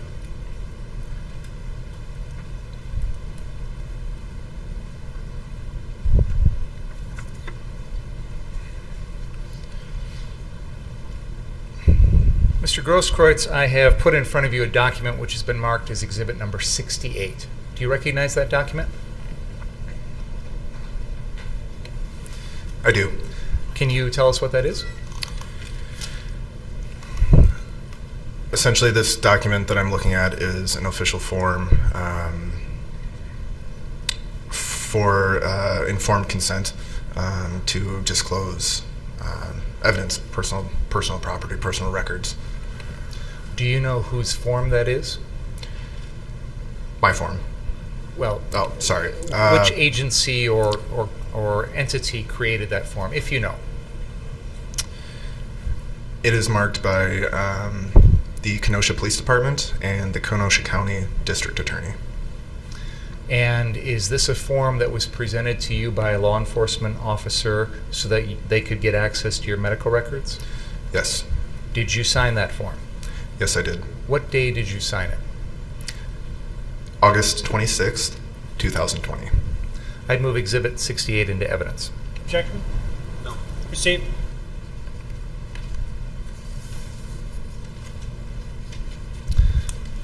After everything that you've been through, Mr. Grosskreutz, do you still have any physical issues with your arm?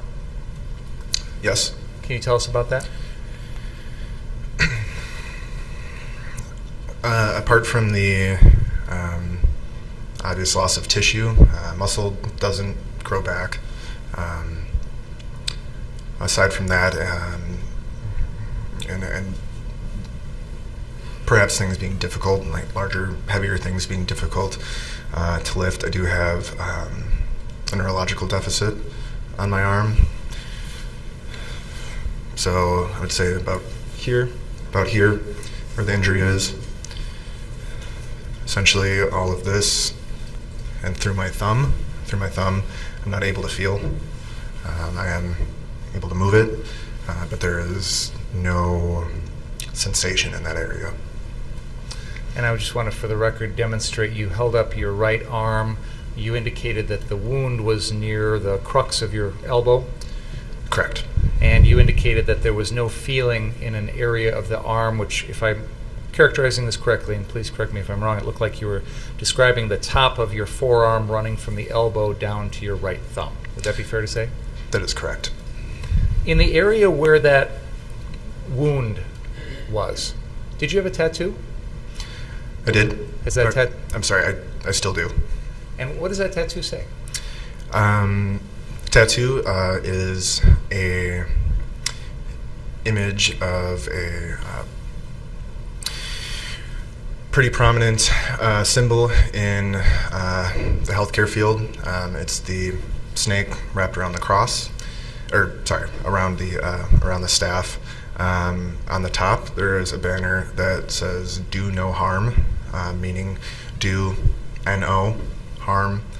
It's a banner on the top here, and then on the bottom, there was a banner that said "Do no harm," KNOW harm. Yes. And that's one of the mantras of the medical industry is first, do no harm. Correct. One moment, please.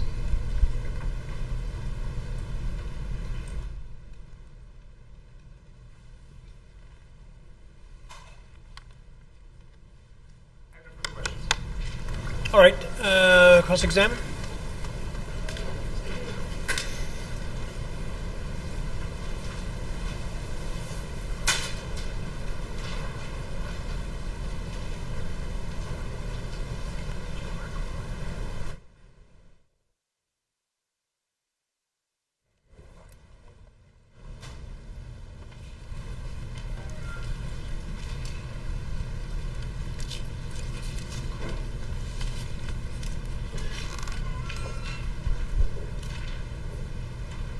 So, Mr. Grosskreutz, on the morning of the 26th... Project on the list for the neighborhood is to bring in a hotel that will be located in this empty lot behind me, right across the street from the Culvers.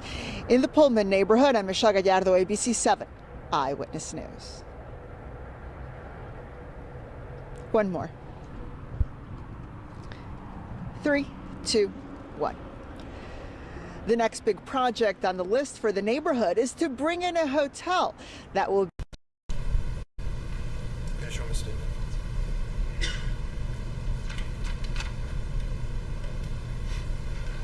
Mr. Grosskreutz, I'm going to show you what has been marked as exhibit number 69 for identification. Do you recognize that document? I do. Okay. And that's, if I could be fair, I'm not going to stand by you the whole time, so I'm sorry, but is that your signature? That is. Okay. And it appears that is, it says on 8/25/20 at 11:30 p.m. at 6300 Sheridan Road, and then it goes on a narrative version of your statement. Is that right? Correct. Okay. And if I could, toward the end of that large paragraph, you'd agree it says, sometime during the incident, my Gen 4 Glock 27 that had a belt clip attached fell off my waist, correct? Correct. Okay. That's a lie, right? I wouldn't say that's a lie, no. You didn't take the Glock out of your back here and run with it? I did. So it didn't fall off your waist, it was in your hand. That's correct. So you would say that's not a lie? No, I would say it isn't. Okay, and you told that to multiple officers, isn't that true? I don't know. Same exhibit, sir. The next sentence. I told multiple officers that I dropped my firearm, right? Correct. Okay. Now, You didn't drop your firearm. You were chasing Mr. Rittenhouse with your gun, right? Yes? You were chasing him with your gun? Yes? No. You didn't chase him down Sheridan Road, pulling your gun, chasing after him. That's a lie. You're saying that didn't happen. I'm not saying that it didn't happen, but I wasn't chasing the defendant. You were running after him? No. No. Okay. Did you ever get charged for not telling the truth to the police about dropping your gun? No. Did you ever tell the police in here on this statement that you actually had a firearm in your hand and pointed it at the defendant?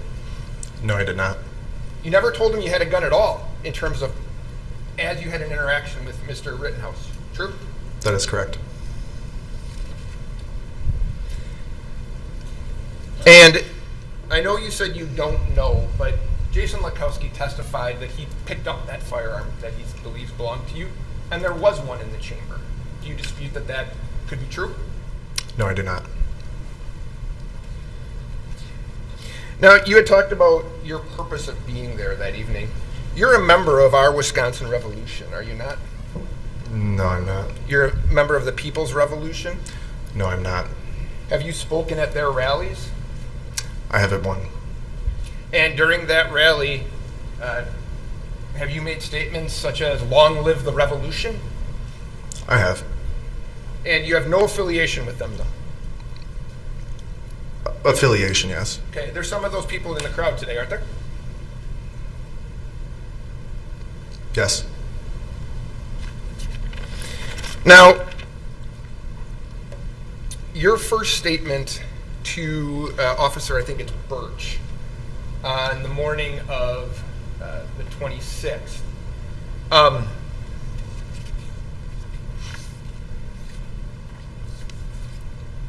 When he's asking you about what happened, if I have this right, you don't explain at all to him as to how you approached Mr. Rittenhouse with your gun, correct? Am I able to? I don't know. You don't know? I don't remember specifically on that document. Okay. No. In fact, 6 hours after you had been shot, you had a lawyer, right?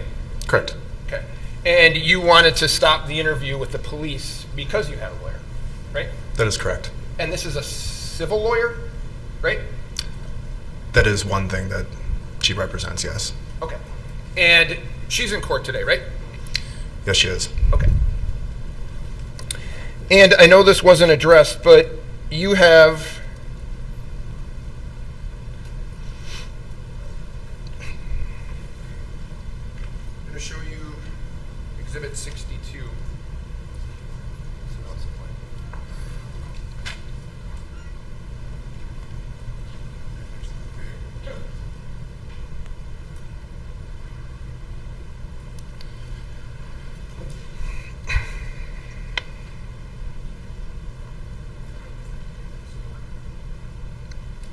So I'm going to show you what has been marked as Exhibit number 62. This is a notice of claim. Is that right? That is correct. Okay. Filed on your behalf by your lawyer, right? That is correct, yes. Making a notice or telling, among others, the city and county of Kenosha that you would like $10 million. True? That is correct. Did you read this? I did. So are you aware in this document, you never mentioned that you actually possessed a firearm? You know that? That is correct. You left that part out, right? That is correct. Judge, I would move 62. Is there objection? No. Received. You then had, shortly thereafter, I want to say in October, I'm going to show you what is Exhibit 63. You have now filed a lawsuit in federal court. Is that right? That is correct. Did you read that? Yes, I did. In that document, you again failed to mention that you possessed a firearm. Is that right? That is correct. So in these documents that you are filing with courts, you are leaving out the fact that you had possessed a firearm when you were shot, right? That is correct. Okay. And this is, so to be fair, this is your testimony today, and how this case turns out has an impact on your ability to try to collect your $10 million, right? That is correct. So if he's convicted, if Mr. Rittenhouse is convicted, your chance of getting $10 million is better, right? I'm not entirely sure how that plays out. Haven't had any conversations with your lawyer about Well, that? you're not going to ask about conversations with this lawyer. Okay, fair enough. You're aware that if Mr. Rittenhouse is convicted, your chances of getting the $10 million are better? I'm going to object, Your Honor. This has been asked and answered, and I don't think he's got a basis to answer that. Judge, Well, I sustain on the first ground. I would move 63. Objection? No. Received.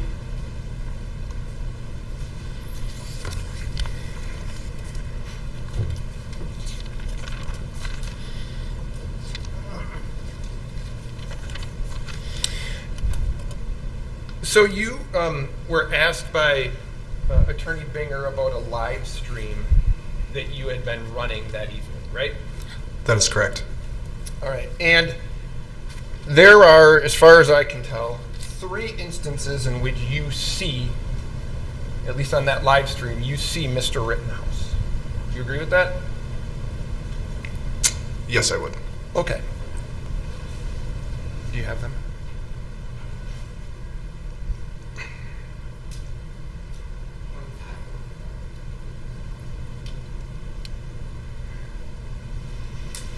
And during that first contact, which we'll see, you're filming, and you had talked a little bit about this, you were filming him 23:45.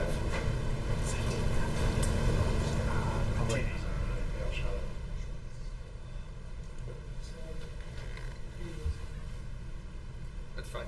Just wait. You gotta put them all on.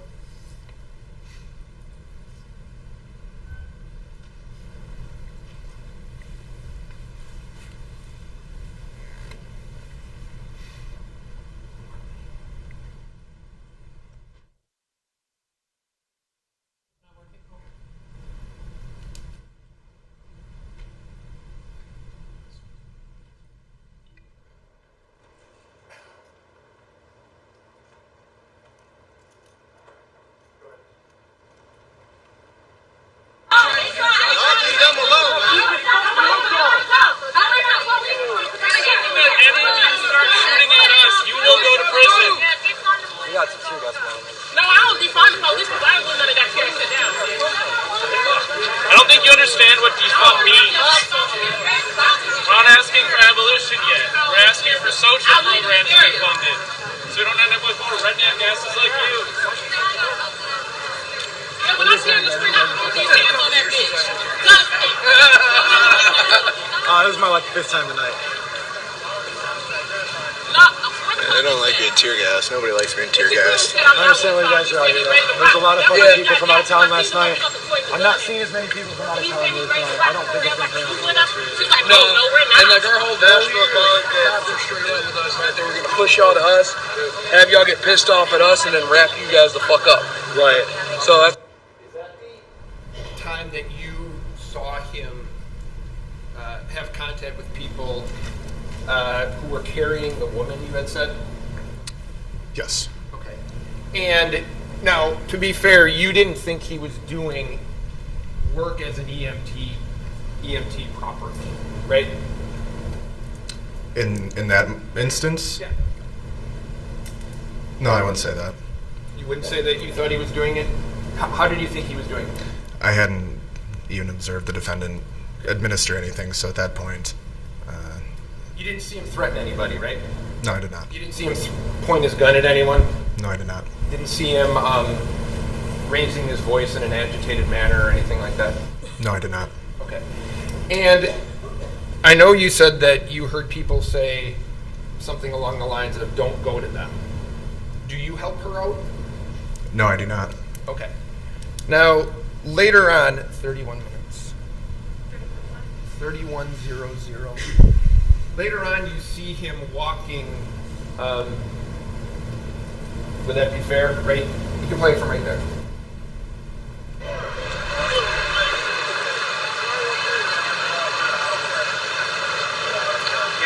Looks like the Boogaloo Boys, the good old boys rolling up.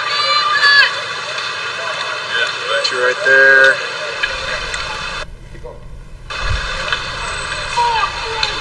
Two right there.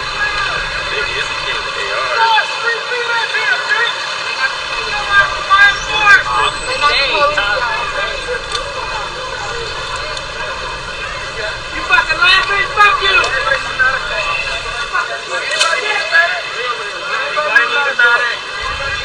Yep. So you hear him say, "Anybody need a medic?" Right? Correct. Okay. Natalie, go ahead. On our own medics, you're good. You can go home. Fucking stupid.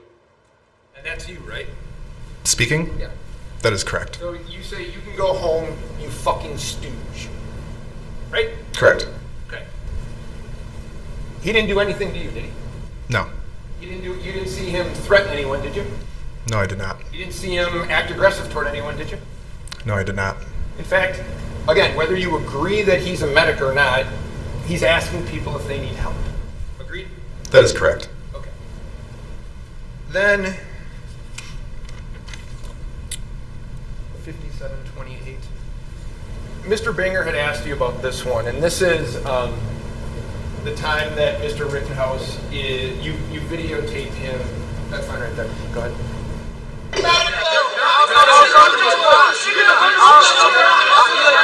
I understand.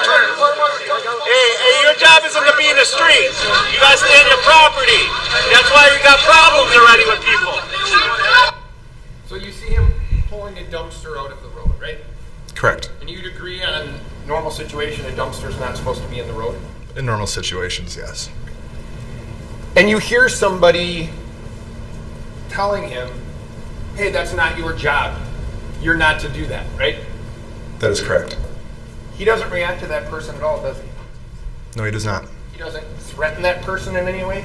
No, he does not. He doesn't point his firearm at that person? No, he does not. To be fair, he ignores that person, doesn't he?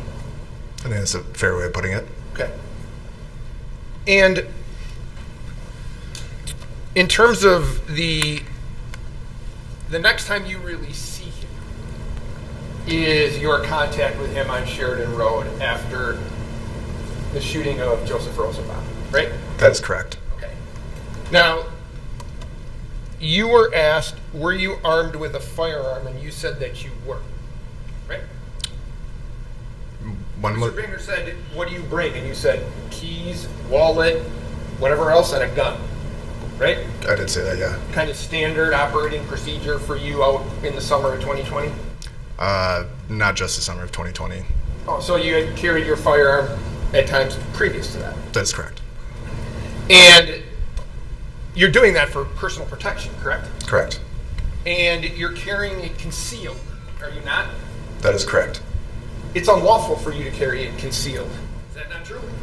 Unlawful? Yeah, you can't carry a concealed weapon without a CCW permit, right? That is correct, yes. You have to open carry. You have to have, you're talking about people with their guns out, you have to carry it with it out if you don't have a CCW permit, right? That is correct. And you didn't have a CCW permit, did you? I did have a CCW permit. It wasn't valid, correct? After the fact, yes, I found out that it was not valid. So, have you been charged for unlawfully carrying a firearm? No, I have not. So you're carrying a gun for protection in your, if I have it right, back here, right? That is correct. And I'm motioning into my kind of my belt area. Correct. Okay.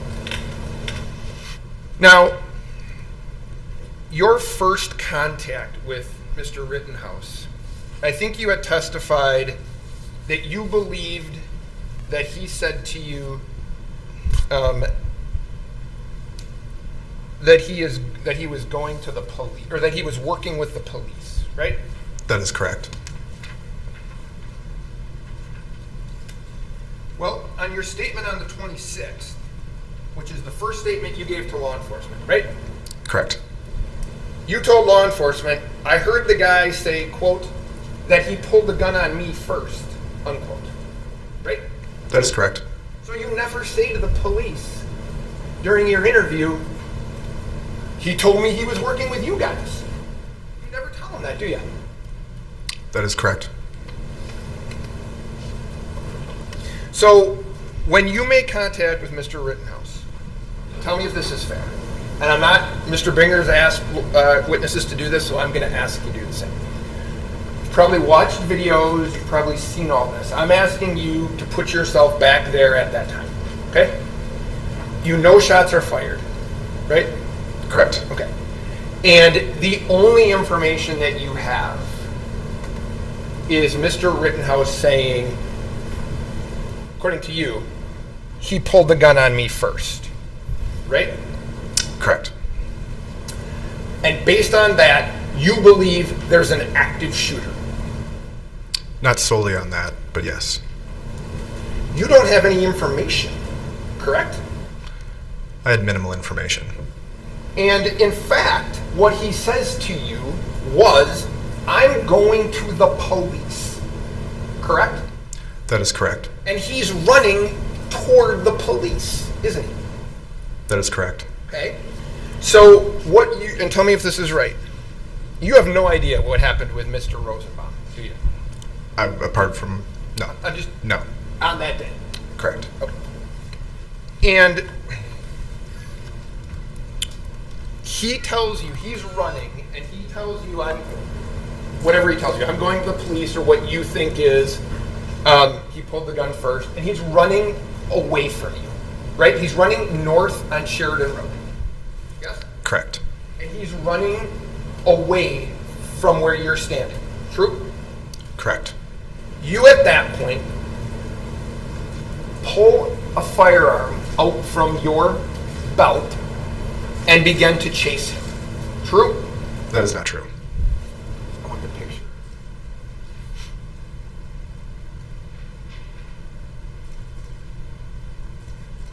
I'm going to show you what has been marked as Exhibit 35. Can you take a peek at that for a second? That's a picture of you, is that right? On the right-hand side with the blue cap and... Yeah. You can look there where this is you, right? Correct. Okay. And you're digging into your waistband in the back, are you not? Yes. That's where your gun is located, is it not? That is correct. Okay. Do you see Kyle Rittenhouse in this picture? I don't think so, no. Okay. So, if we can be fair here, this isn't him, right? No, it is not. And you don't believe that's him? I don't believe so, no. Okay. And you'd agree none of these other people are him either? I think that's a fair thing to say, yes. Okay. What do you think, to the best of your ability, how far that guy's ahead of you?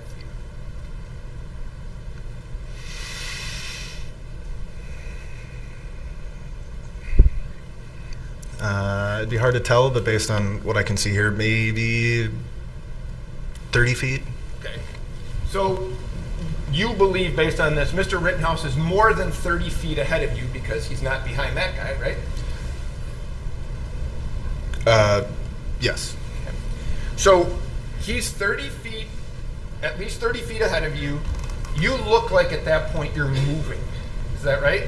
That is correct. Okay. So with him 30 feet ahead of you, running away from you, at that point you pull your firearm and begin to chase him, correct? No. You don't begin to chase him? Nope.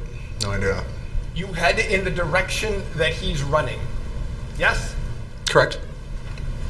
But you just happen to be running in that direction? It has nothing to do with Kyle Rittenhouse running in that direction? No, it does have to do with the defendant running in that direction, yes. Okay. So you are trying to chase him down? No.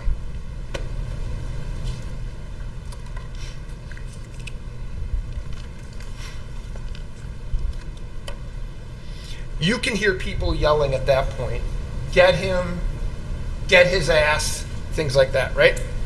That is correct, yes. Did you hear, there's one that I've heard on this, and I don't know if you've heard it. Cranium that boy. Did you hear that? I've heard it after the fact. In that moment, I do not recall hearing that, no. Okay. But you acknowledge you hear get him and get his ass. Correct, I do. Okay. So, fair at that point, you believe those people are chasing him down. Yes, I do. And I'm going to use the word mob, you use whatever word you want. It's getting bigger as they're running, isn't it? More people are joining this. I think that's a fair thing to say. And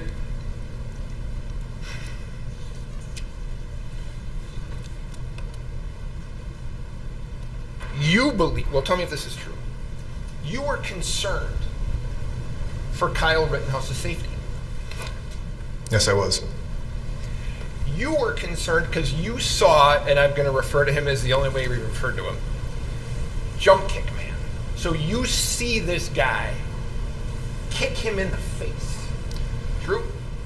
I do not see Jump Kick Man kick him in the face. You see him attempt to kick him in the face? From my perspective, I didn't see any specific motion regarding kicking. But it is fair to say that I did observe Jump Kick Man going over the defendant. Okay. And he's going, if you remember, he's going over the defendant with his foot in the air, correct? I don't recall that. You have a picture of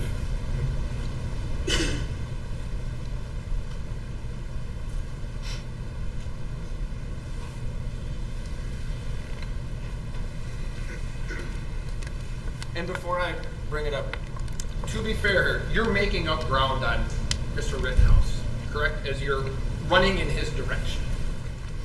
Correct. Okay, you eventually catch him. Correct. Or come up to him, right? Correct. Okay.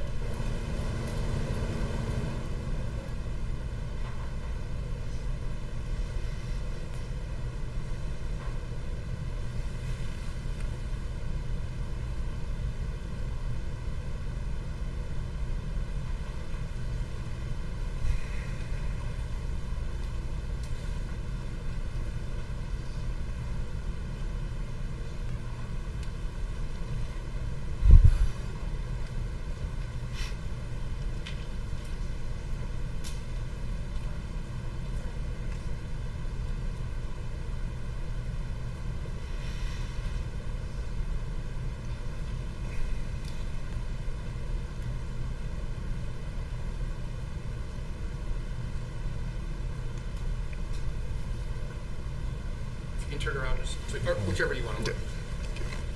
You see that going on, correct?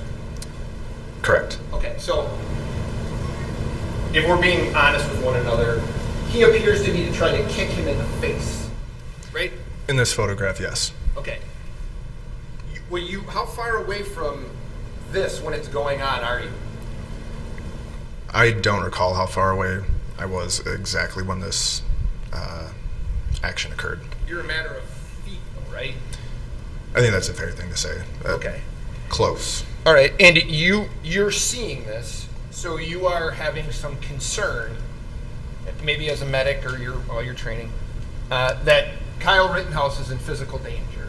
Is that right? Correct. Okay. So, and you believe he's in physical danger because he's being attacked, right? That's fair. It's a fair thing to say, yes. Okay. So you see this, then you see, can you bring up the Huber picture, please? Then you see Mr.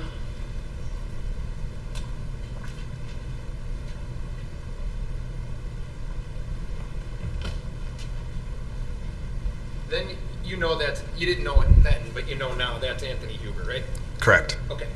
And you saw this happening, right? Correct. And it was no more from me to you away probably at that point, true? I don't recall, but that's probably fair. Ballpark? Yes. And in fact, you had mentioned to the officers that you even recalled Mr. Huber holding onto the trucks of that skateboard when he was striking him, right? Correct. And that, to be fair, as a medic, that concerned you, did it not? I think anytime that there's a risk of head trauma, It's a risk. Yeah, no, fair enough. So you believe in this picture, one of the reasons you wanted to intervene was you believed that Mr. Rittenhouse was in danger of being seriously hurt, right? In part, yes. And you had mentioned to the police that evening that you tried telling Mr. Huber, you just said the guy, but you tried telling the guy to stop hitting him with the skateboard. Is that right? That is what I put in my statement, yes. Is that true?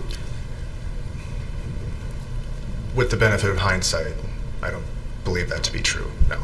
Okay, so when you told that to the police that you told the guy with the skateboard to stop hitting him, that's not correct, that's not true. That is correct.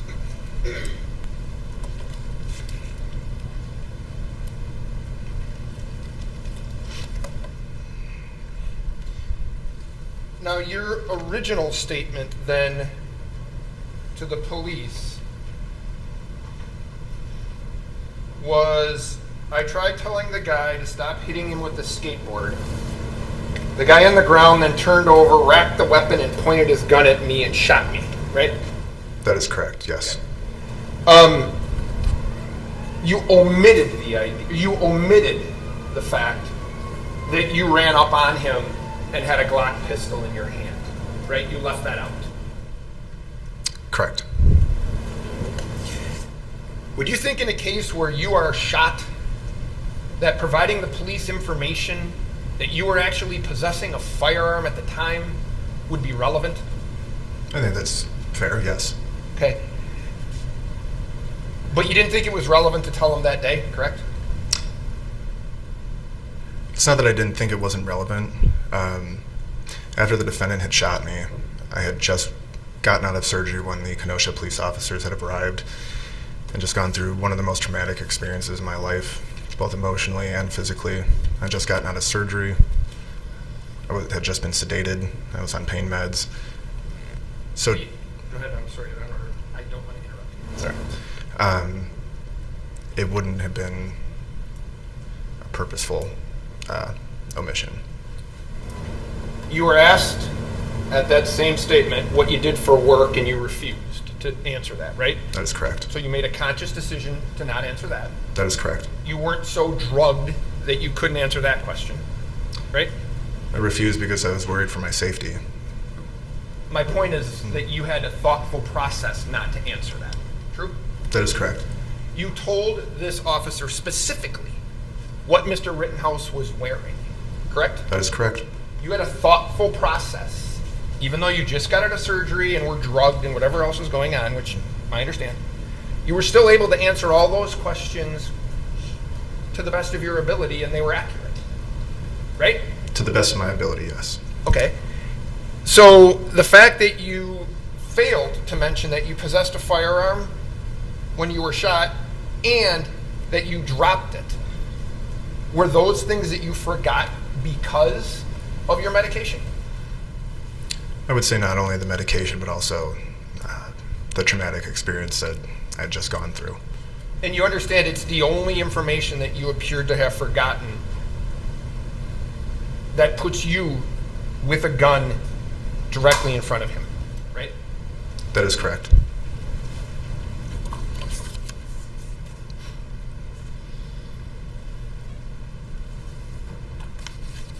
Now,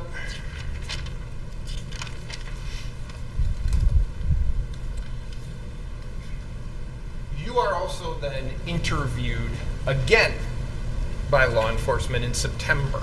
Is that right? That is correct. You bring your lawyer. Correct. Mr. Binger's there? Not in person. Okay, but he's present in the... He is attending the meeting, yes. Okay. And there were three...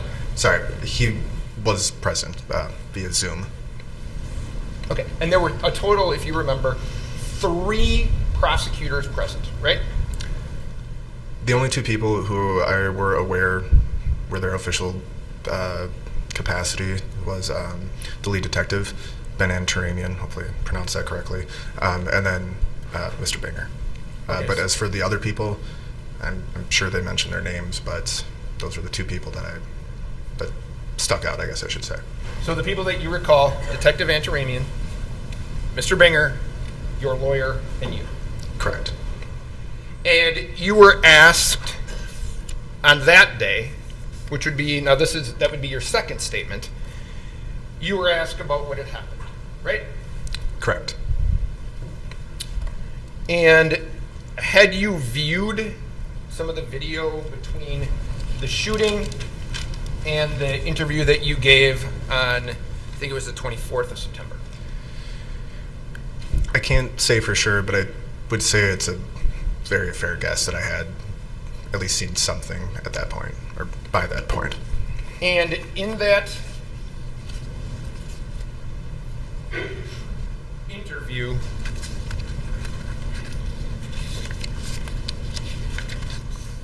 you don't answer any questions about the shooting, do you? No, I do not. This lead detective on a homicide case, where you are also shot, is trying to gather information to figure out exactly what went on, and you refuse to answer questions about that, right? Specifically about the shooting? Yeah. That is correct. Was that your decision or your lawyer's decision? That was the advice that my counsel gave me. So your counsel wouldn't let you answer questions about your involvement. True? I wouldn't say that she wouldn't let me, but she advised against it. So your statements about what actually happened, first time that we're getting an insight as to what actually happened is today, right? I don't think that's accurate. Well, on the 24th, you refused to answer questions, right? The 24th of September. Correct. And the day after the incident, you acknowledge you left out the fact that you even had a gun, right? That is correct.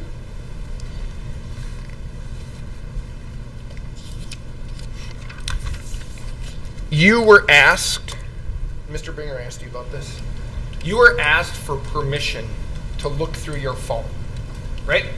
I do recall that, yes. You never actually gave your phone to Detective Antaramian to look through, did you? My phone was picked up off the street the night of the 25th. So, no, I didn't give my phone to anybody. Somebody, and I'm assuming a police officer had picked it up. My question to you, that wasn't my question to you. My question to you was, Detective Antaramian asked you for permission to look through your phone, and you never gave him your phone. True? I never gave him permission to look through my phone, no. Are you aware that he had a search warrant for your phone? No, I was not.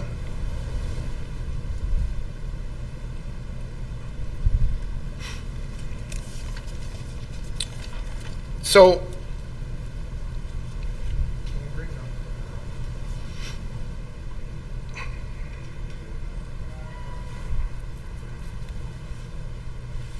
if I can, Mr. Grosskreutz, I'm going to walk you through a little bit of the video, okay?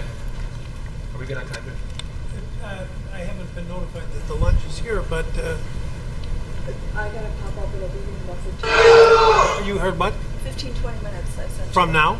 Yes, from noon. Okay. Yeah. It's up to you. Well, are you fine with time? You had asked for 12 to 1. Right. You are in the middle of an examination, so I will... I'll hear from you guys as to what you want to do. If it's not here, I'm fine. I'm ready to continue. I just didn't know if you had a problem. I just was hoping for an hour, whenever Okay. I'll give you an hour whenever we stop. Thank you. Okay. Okay, so just, I'm going to have you stop it a lot. Okay, go ahead.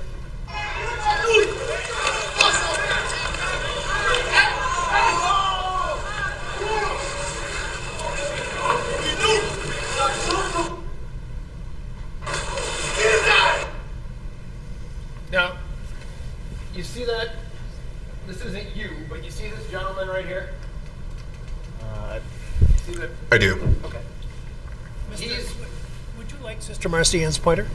Oh, sure. It's up to you. I don't. You're welcome to use your glasses if you want. He's got it. Oh, he's got it. You see this gentleman right here, right? I do. Okay, now you agree he advanced on what ran after, came up to Mr. Rittenhouse, right? Can you rewind just slightly? Can you just go, if you know, try to go back 10, but. Yep.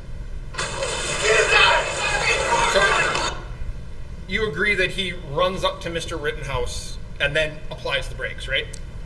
I do. Okay, and you'd agree that he's me to you away. And that's a fair assessment, yes. 2-3 feet.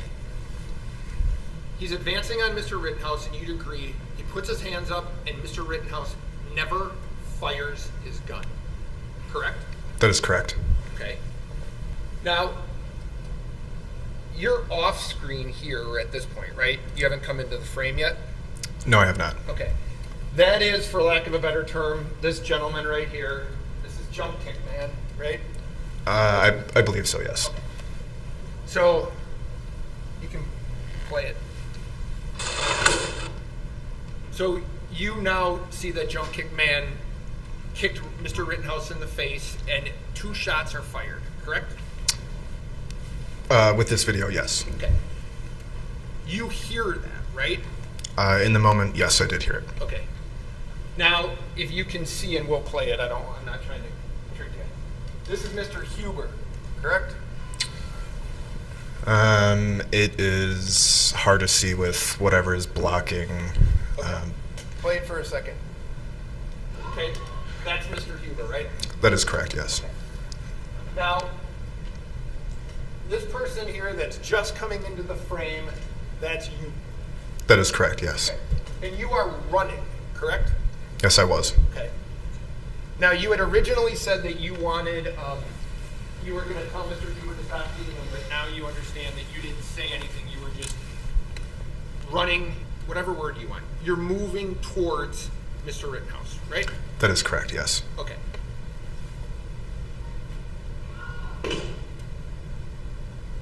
We just heard a shot, yes? Correct. Okay. And to be fair, that you put on the brakes, right? You were running, you then almost stop in your tracks. Fair enough? Correct. Okay. And I don't know if your arms are up at that point, but it looks like you're kind of protecting your head at that point. Is that fair? That is correct. Okay. How far do you think you are away from him at that point, to the best of your ability? I would say about there, between me and you? You and I, correct. So 3 feet? 3 to 5. Okay. Now at that point, you have your hands up, right? Yes, I do. Now you probably don't notice him at the time. This guy's holding up what looks like a wooden club of some type. Some sort of wooden object, yes. Okay. So your hands are up, and at that point, he has not fired at you, correct? No, he is not. Okay. It's going to be quick. You'd agree at this point, you are dropping your hands, you are loading your front foot, and you are moving toward Mr. Rittenhouse at that point. True? Yes. Okay. So, when you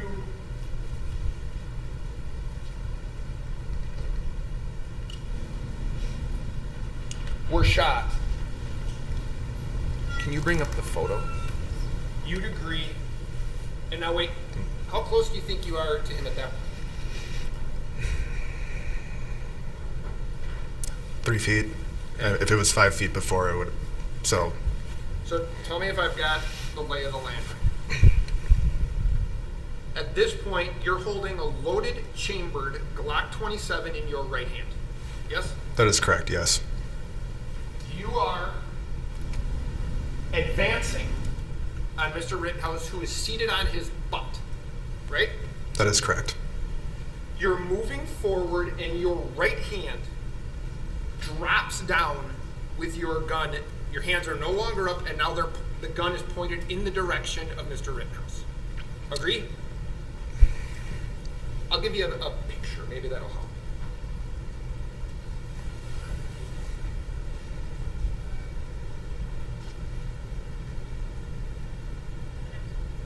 What? What's the next one? These been marked as exhibits. These have been, that's what I said.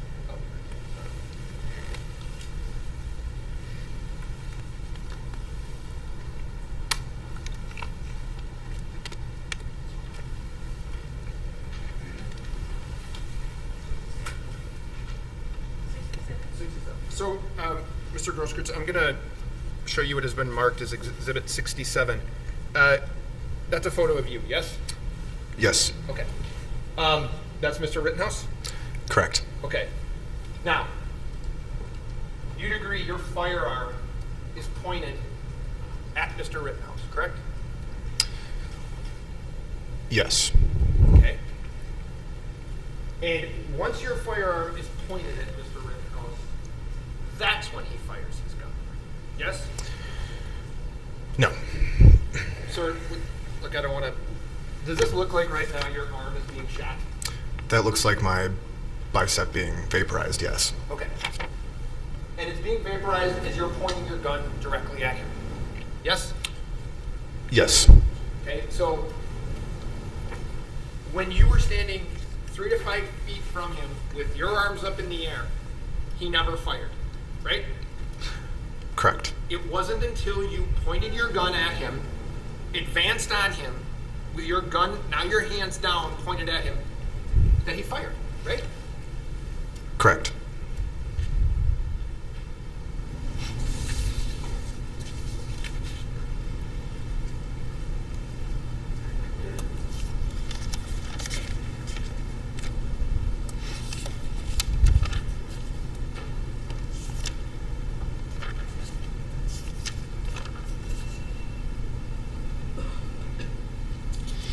You had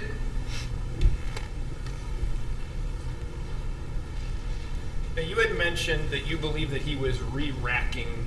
I don't know much about guns, but you had mentioned that you believed he was re-racking his gun or something, right? That is correct, yes. Okay. Now, this is your, tell me if this is right. This is your tweet from November 5th. So, during this trial, you're tweeting out, yes? Yes. And you tweet out to whoever these people are, make sure you look and listen for the defendant's firearm malfunction, and then you have a winky emoji face. Is that right? That is correct, yes. Okay. So this is, the 5th was yesterday? That would have been Friday. Time's flying, Judge.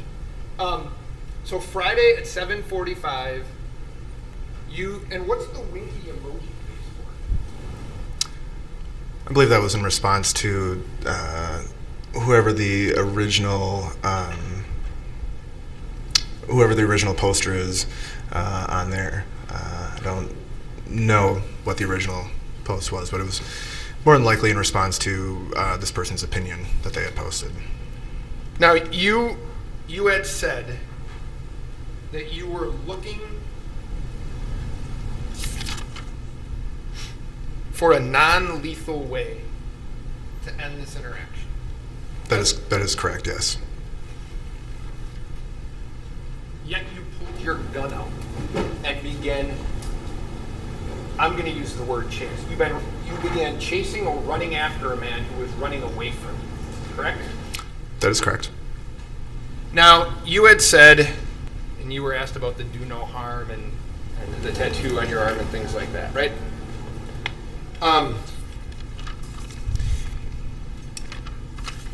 You have some regrets from that evening, don't you?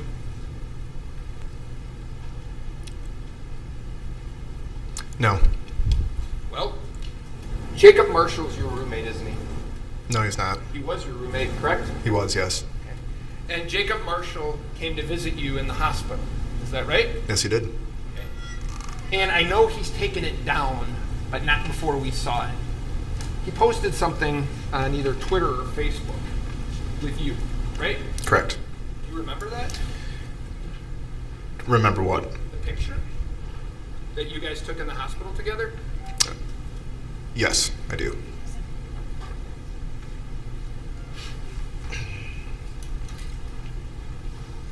We have gotten to it yet, Your Honor, but I'm going to be objecting on hearsay grounds, yeah.